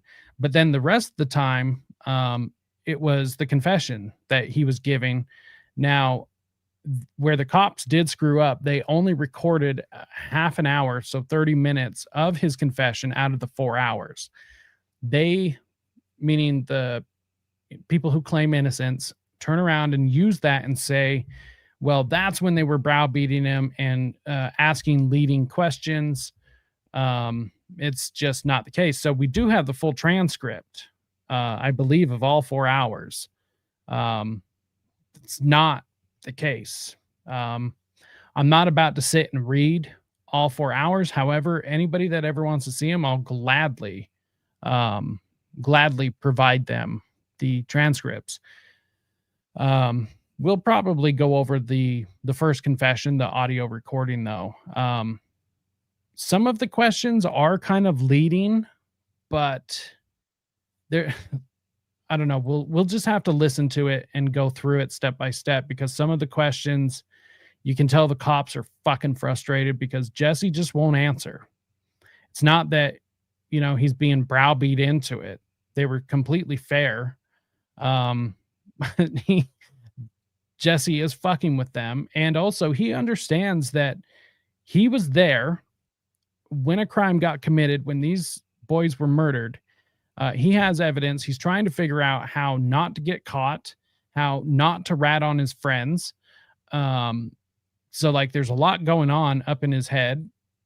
He's not retarded like they said, because this is also interesting. His IQ tests before the trial were higher than the ones during the trial, because he got given multiple. Imagine that. In the first Paradise Lost documentary, there's a clip of Jesse's defense attorney telling him that if he gets a low number or a low score on the IQ test, that it will help him avoid getting the death penalty. So his defense attorney is telling him, flunk the fucking test, we'll call you retarded, and then you won't be eligible for the death penalty, which is exactly what happened. That's how this whole thing came up. And the argument is honestly stupid, because even if he was retarded, which he's not, even if he was on the books, mentally challenged, like his IQ was, below retard levels, that doesn't matter, because even retarded people know the difference between right and wrong. So that argument is invalid. That is stupid. That in and of itself is retarded. All right, let's get this wrapped up here. Defense attorneys claim the confessions were coerced. He couldn't even get a single detail of the crime right. They would ask him things like, well, what time did this happen? He says 8 o'clock in the morning. Well, they knew that was a lie. They knew it wasn't true because the kids were in school at 8 o'clock in the morning. They didn't care. Both buyers, Michael Moore and Stevie Branch, were found naked and hogtied in a West Memphis ditch. Prosecutors say the murders were part of a satanic ritual. You had nothing to do with any of that. Absolutely nothing. Let's see. Here is one of many unsubstantiated sob stories of prison abuse. The reporter calls him on it. This is one of my favorite fucking clips outside of the Aleister Crowley during Damien's trial. That's my favorite, but this is my second favorite. Just watch him pivot. It's hilarious. Back when I first came into the prison, the guards, I guess they decided they were going to throw me a welcome to the neighborhood party. So they put a knife in my cell and carried me back to the part of the prison they called the hole, where for the next 3 weeks they beat me, they starved me, and they tortured me in just about every way you can torture a human being. They beat me so bad I pissed blood. One of the things they did is they messed up my teeth. They caused a lot of damage in my teeth. Well, in prison there are no root canals, there are no crowns, there are no caps. I was in more pain than most people can imagine. Imagine the absolute worst toothache you've ever had in your life, and then imagine it multiplied by 10, and then imagine it lasting for years. Well, there was nothing I could do. They told me, deal with the pain as long as you can, and then when you can't take it anymore, we'll pull your teeth out. I didn't want to live with no teeth. I didn't want to have to come and face my family with no teeth because I was beaten by a bunch of prison guards. So I had to learn things like Reiki, Qigong, therapeutic touch, different types of meditation that allows you to deal with pain and physical illness and ailments. And this was in what facility, your original facility? That was in the one over there, yeah. You have teeth now. Exactly. It's allowed me to, these practices has allowed me to deal with the pain and keep it at bay enough to hold out. But you have teeth now. Whoever that reporter was, good for them, honestly, because he's like sitting there talking, all of this bullshit. It's so clearly a lie. And I think he just expects people not to call him on it, which I bet most people don't. There's reports from people he went to school with talking about how scared of him they were and how unpredictable he was. And so I assume people just don't question him or push him on shit. And I bet that's what he's used to. So this says, in these clips with two different interviewers, one can ascertain that Damien Echols has memorized scripts in response to standard questions. He incorporates preset facial gestures into his response. Yeah, because he's a psychopath. Let's see. So it has been stated that, let's see, where was that? It has been said that in order to be granted an interview with Damien, you must first agree to only use a list of pre-prepared questions. This is said to be because the answers have already been practiced by Damien. Evidence of this can be seen in many interviews, and here's just a couple of examples.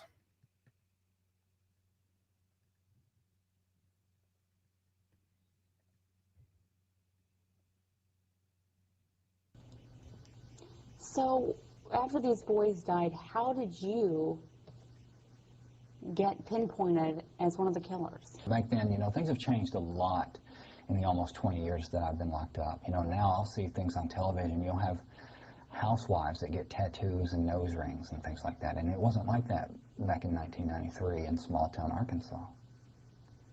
Back then when this happened, what do you think it was that made the community, the state even, surrounding states, so certain that you guys were the ones that were involved in this?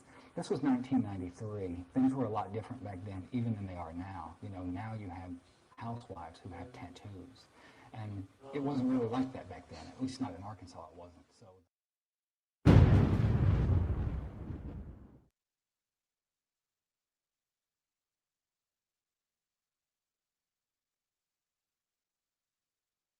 After these boys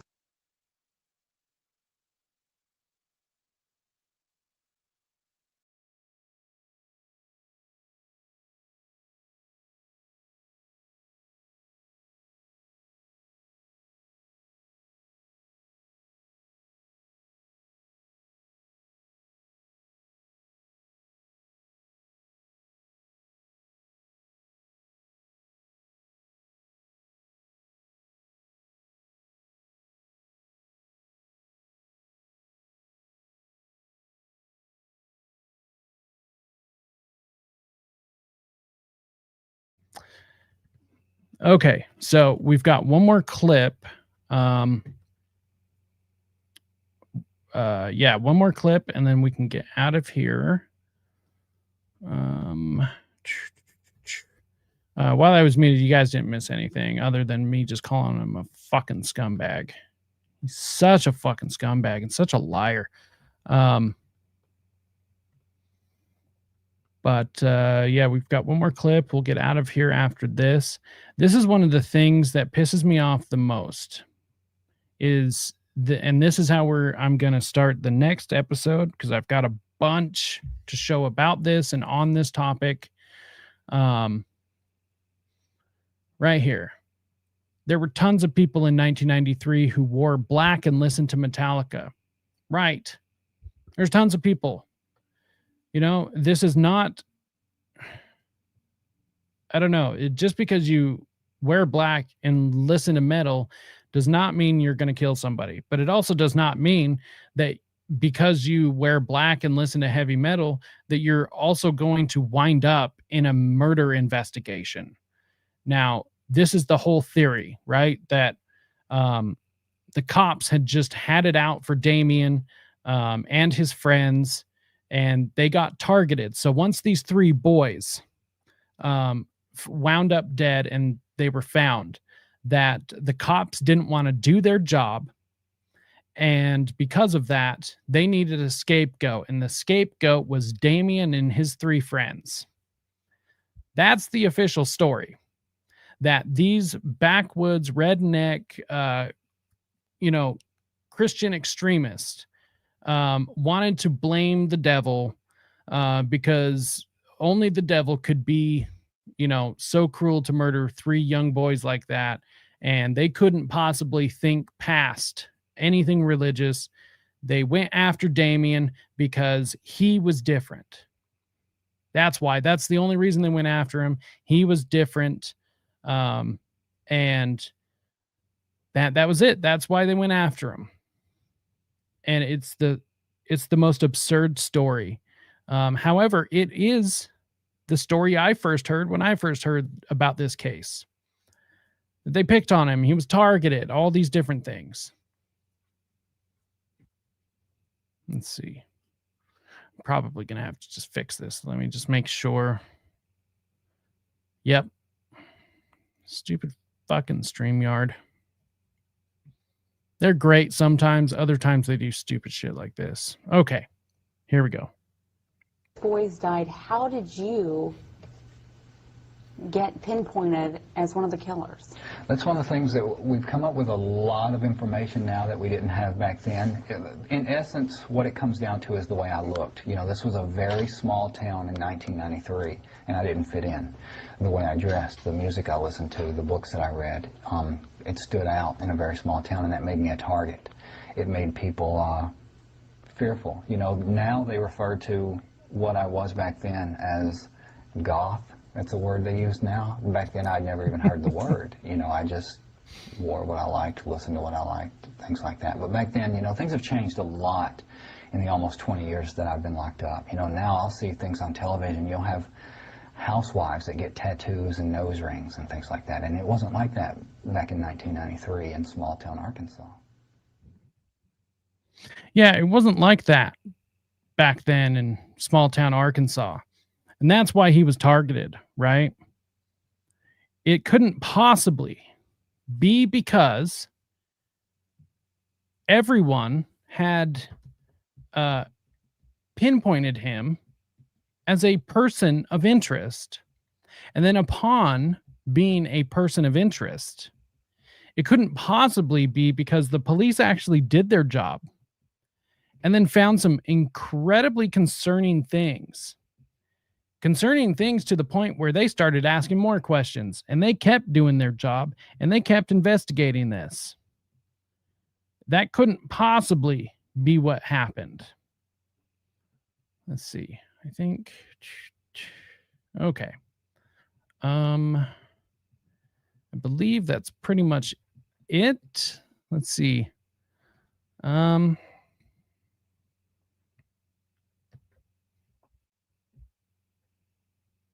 Actually, you know what? We're here.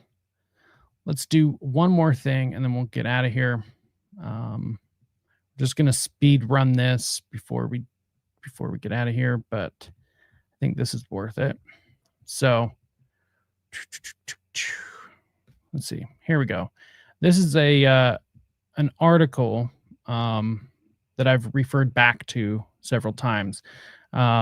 All the evidence that shows why the notorious West Memphis 3 have probably gotten away with child murder. A detailed and well-sourced account that shows the West Memphis 3 not only committed the murders they were accused of, but that the state of Arkansas has now aided them in getting away with it, which is kind of an interesting thing to point out, right? Because regardless of the situation, the state of Arkansas agreed to the Alford plea and allowed them to walk free. So technically that is aiding and abetting, whether it was right for them to do that or not. That is what the case is. So we're going to speed run through this. I'm not going to have too much commentary. Let me fix this screen real quick. Once again, I would like to thank everyone that is tuned in tonight. I do apologize again for starting a bit late. I've just been hard at work with this and many other things. Honestly, I've got some fun stuff coming up. The next show will be Sunday. If you guys want to check that one out. It will be early in the day. So gonna sit and drink some coffee and probably do a research session.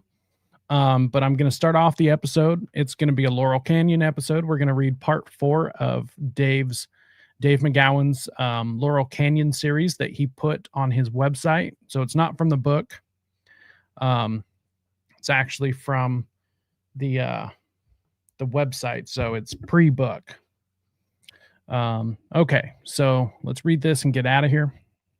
So the background. In 1994, teenagers Damian Eccles, Jesse McNelly Jr., and Jason Baldwin were arrested and tried for the murder of 3 young boys in West Memphis, Arkansas.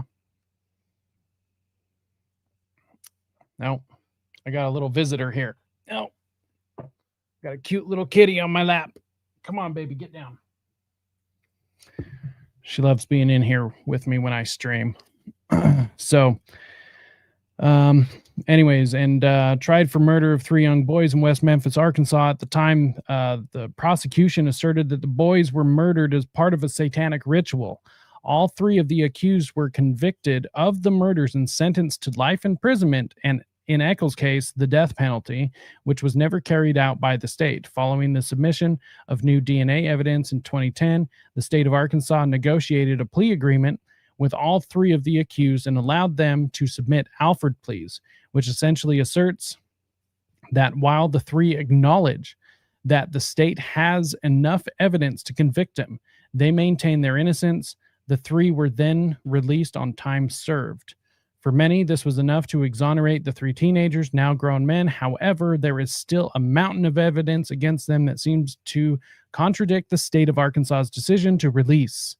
Below is all the evidence against the West Memphis 3 as posted by Lucky Ball and Chain in Reddit's Unsolved Mystery sub.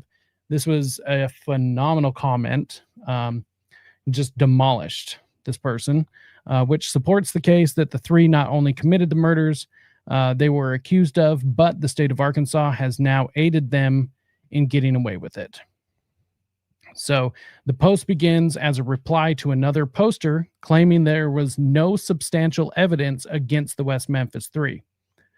So Lucky Ball and Chain says, no substantial evidence. Excuse me.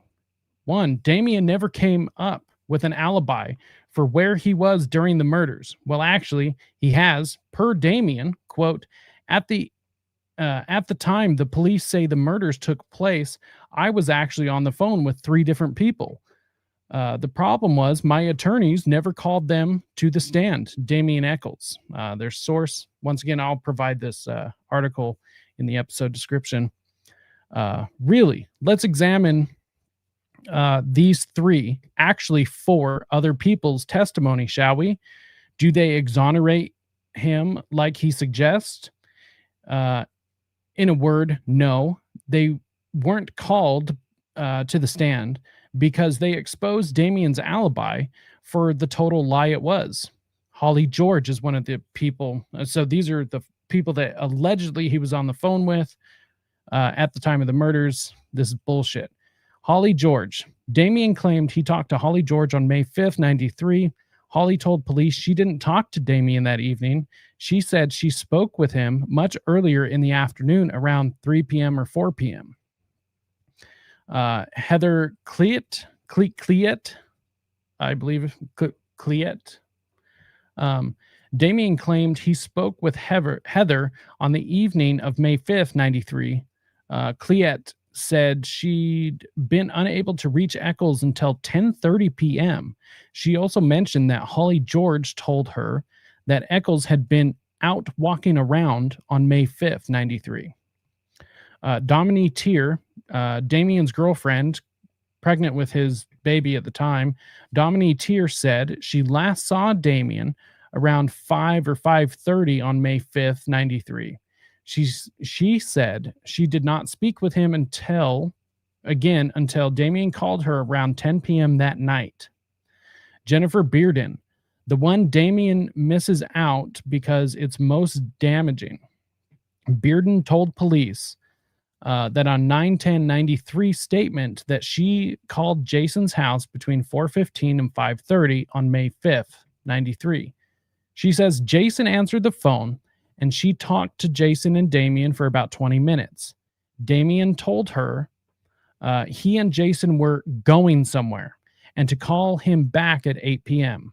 When Bearden called Damien's house at 8 p.m., Damien's grandmother answered. Damien's grandmother told Bearden that Damien wasn't there.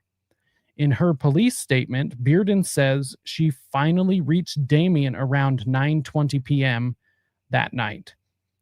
So where were Damien and co for 4 to 5 hours that happened to coincide with the time of the murders? Well, we don't know. Damien told Jennifer, that's Jason's mom, that Jason's mom had driven them somewhere, which was a lie because she was at work until 11 p.m. It's strange that he can't come up with an alibi that holds up, isn't it? Surely if he's innocent, he just needs to tell us where he was. So why doesn't he? Jesse McNelly has no alibi either. I know you're about to say he was in a karate tournament, but he wasn't. The so-called photos depict a different event a month prior, and the witnesses all give conflicting testimony. This alibi only emerged after a previous alibi. He was at a party with 12 other people, apparently fell apart.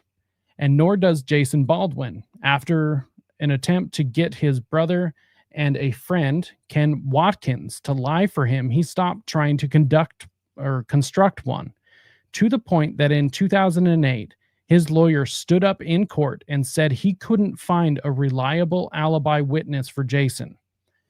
It's really weird that 3 totally innocent men all tried to fabricate alibis for the same period of time that just happens to correspond with a murder they're suspected of. Really weird that. Blue wax found on the bodies matched wax found in Damien's room and a candle belonging to his girlfriend. The photo of the candle is there. The knife. Multiple people testified it was Damien's knife, including his ex-girlfriend, Deanna Holcomb.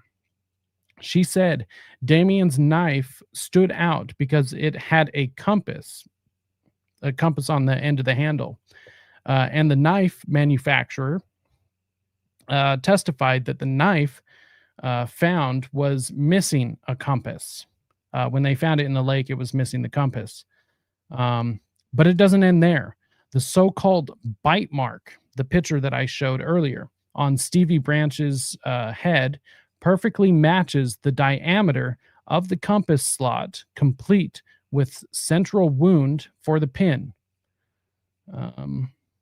Let's see. Let's actually see this real quick. Now, it's nothing special. Just shows the compass.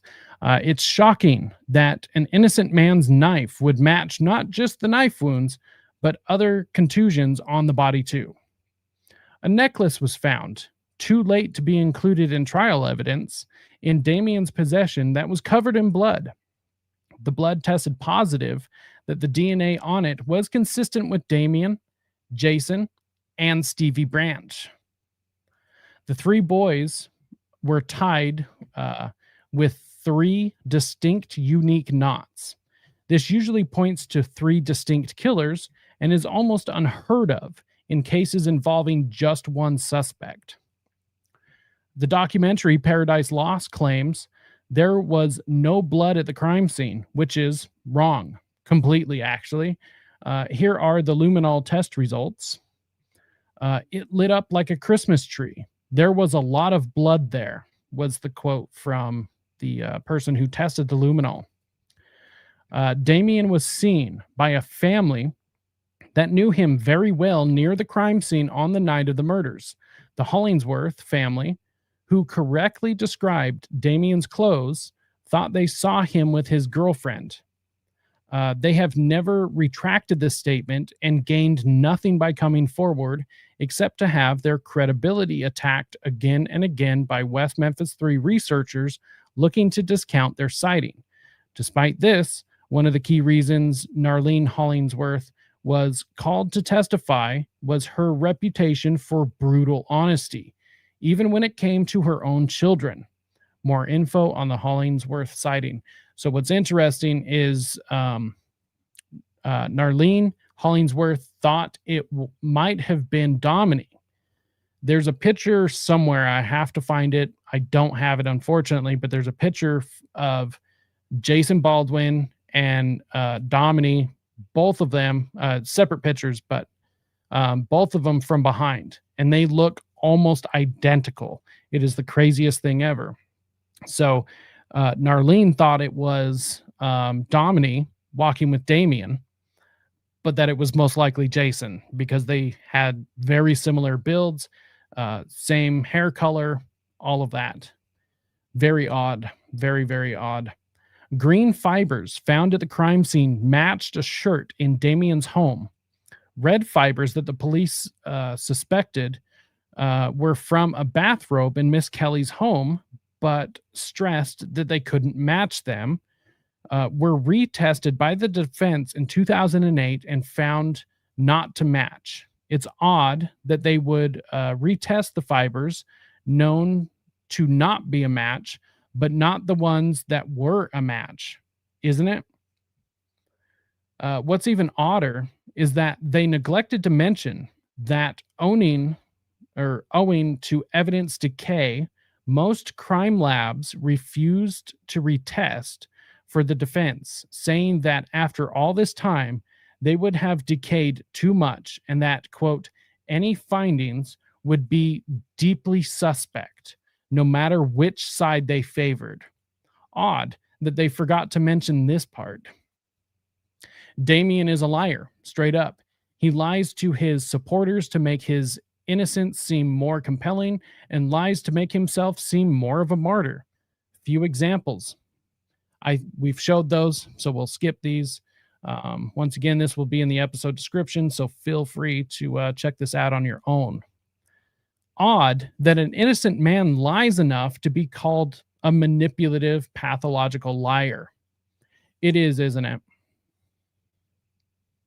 Yeah, and here's I had to learn to use a fork again.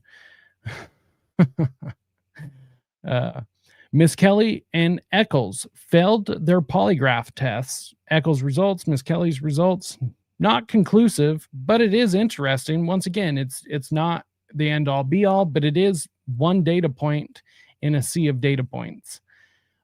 It's frequently claimed that Jody Medford and the softball girls, the girls who heard Damien brag about the murders, have recanted their stories. They haven't. It's based on a misunderstanding of a declaration by Medford's mother and ascribing her words to Jody. That link needs to be changed.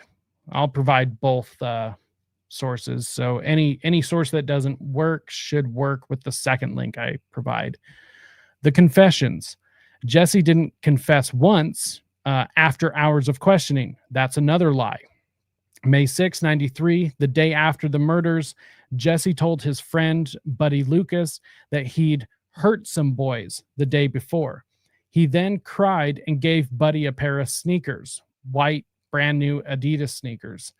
May through June 93, Jesse is heard crying, praying, and apologizing in his room. He would later be diagnosed with PTSD after witnessing a traumatic event that people still think he completely made up.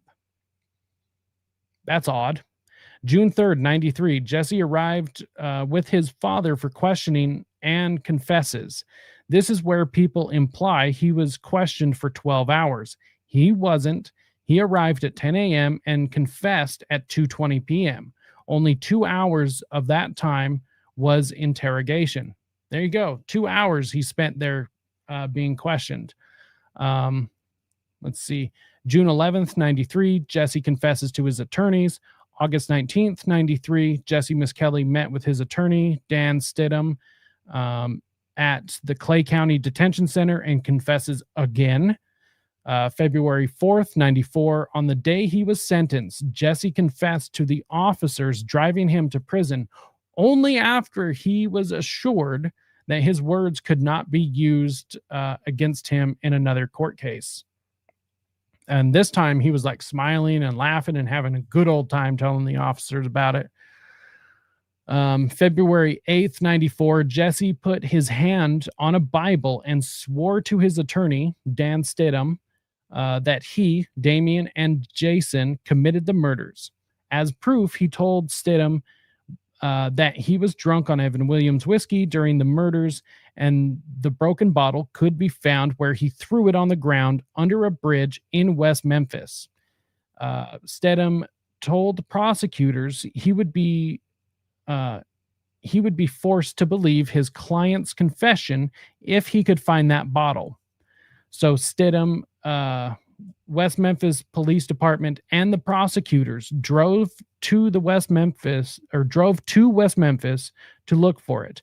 They found a broken Evan Williams bottle in the exact area that Jesse said it would be.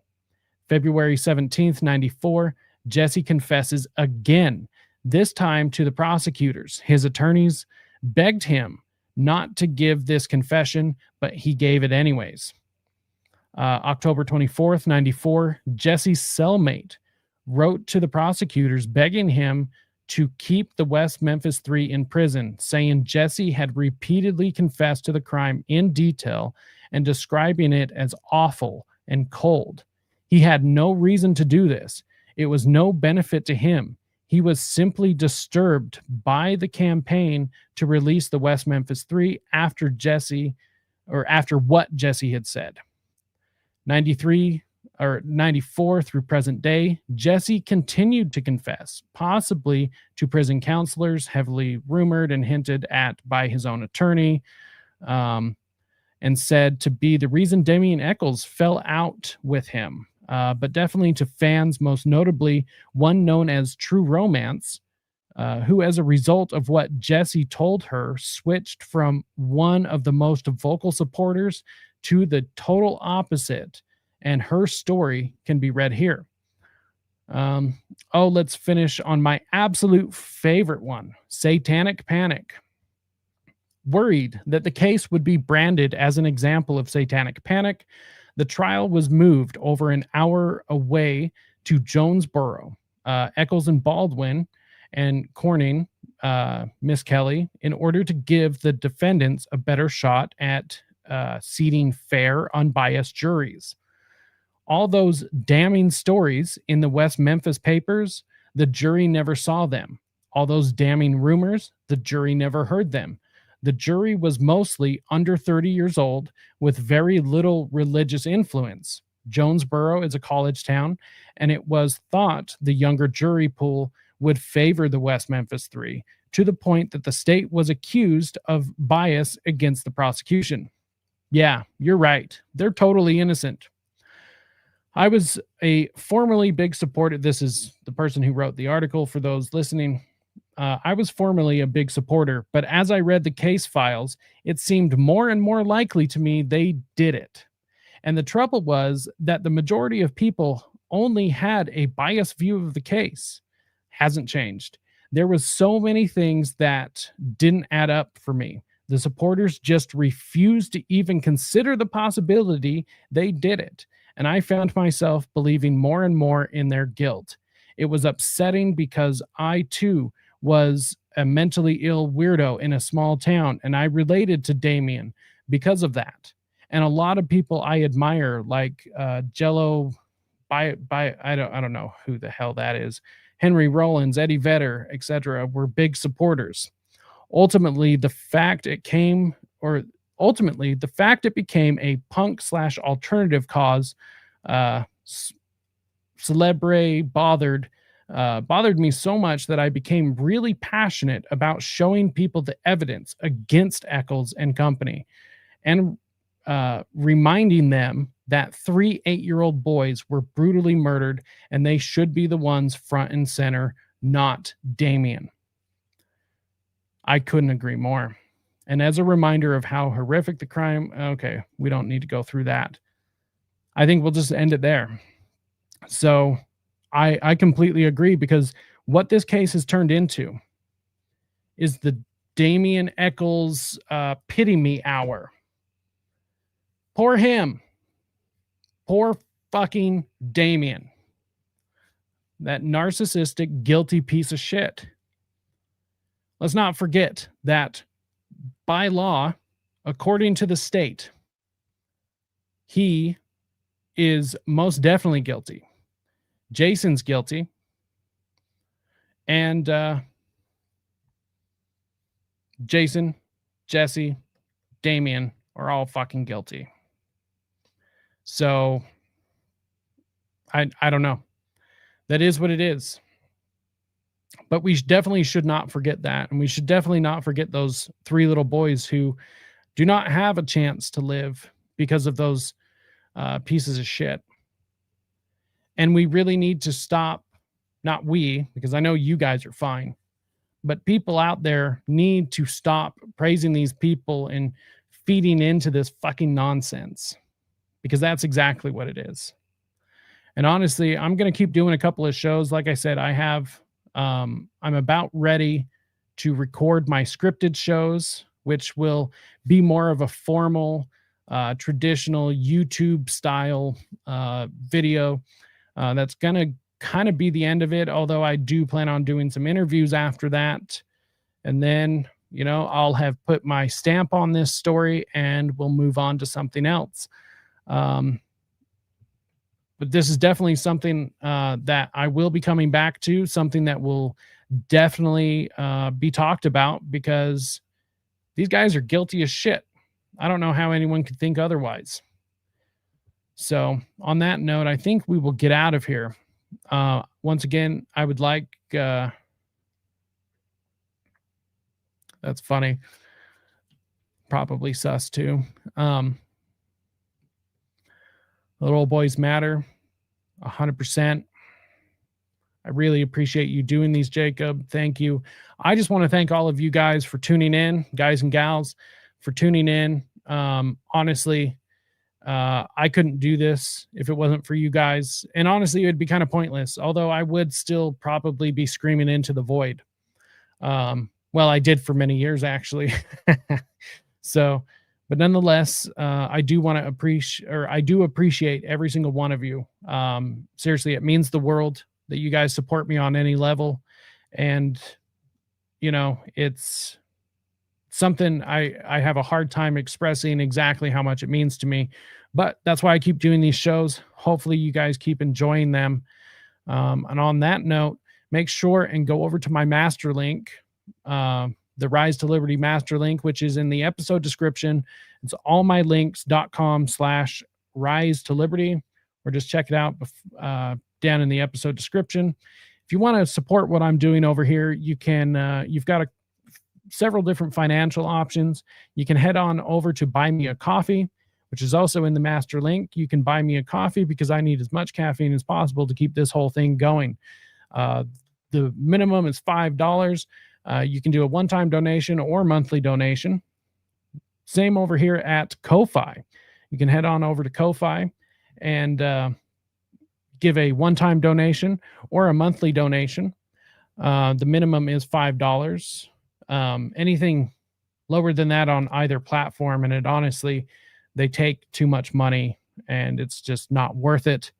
But I do understand times are tough, and maybe you want something out of supporting. So head on over to risetoliberty.store. Go check out the merch. We've got hoodies, long sleeve shirts.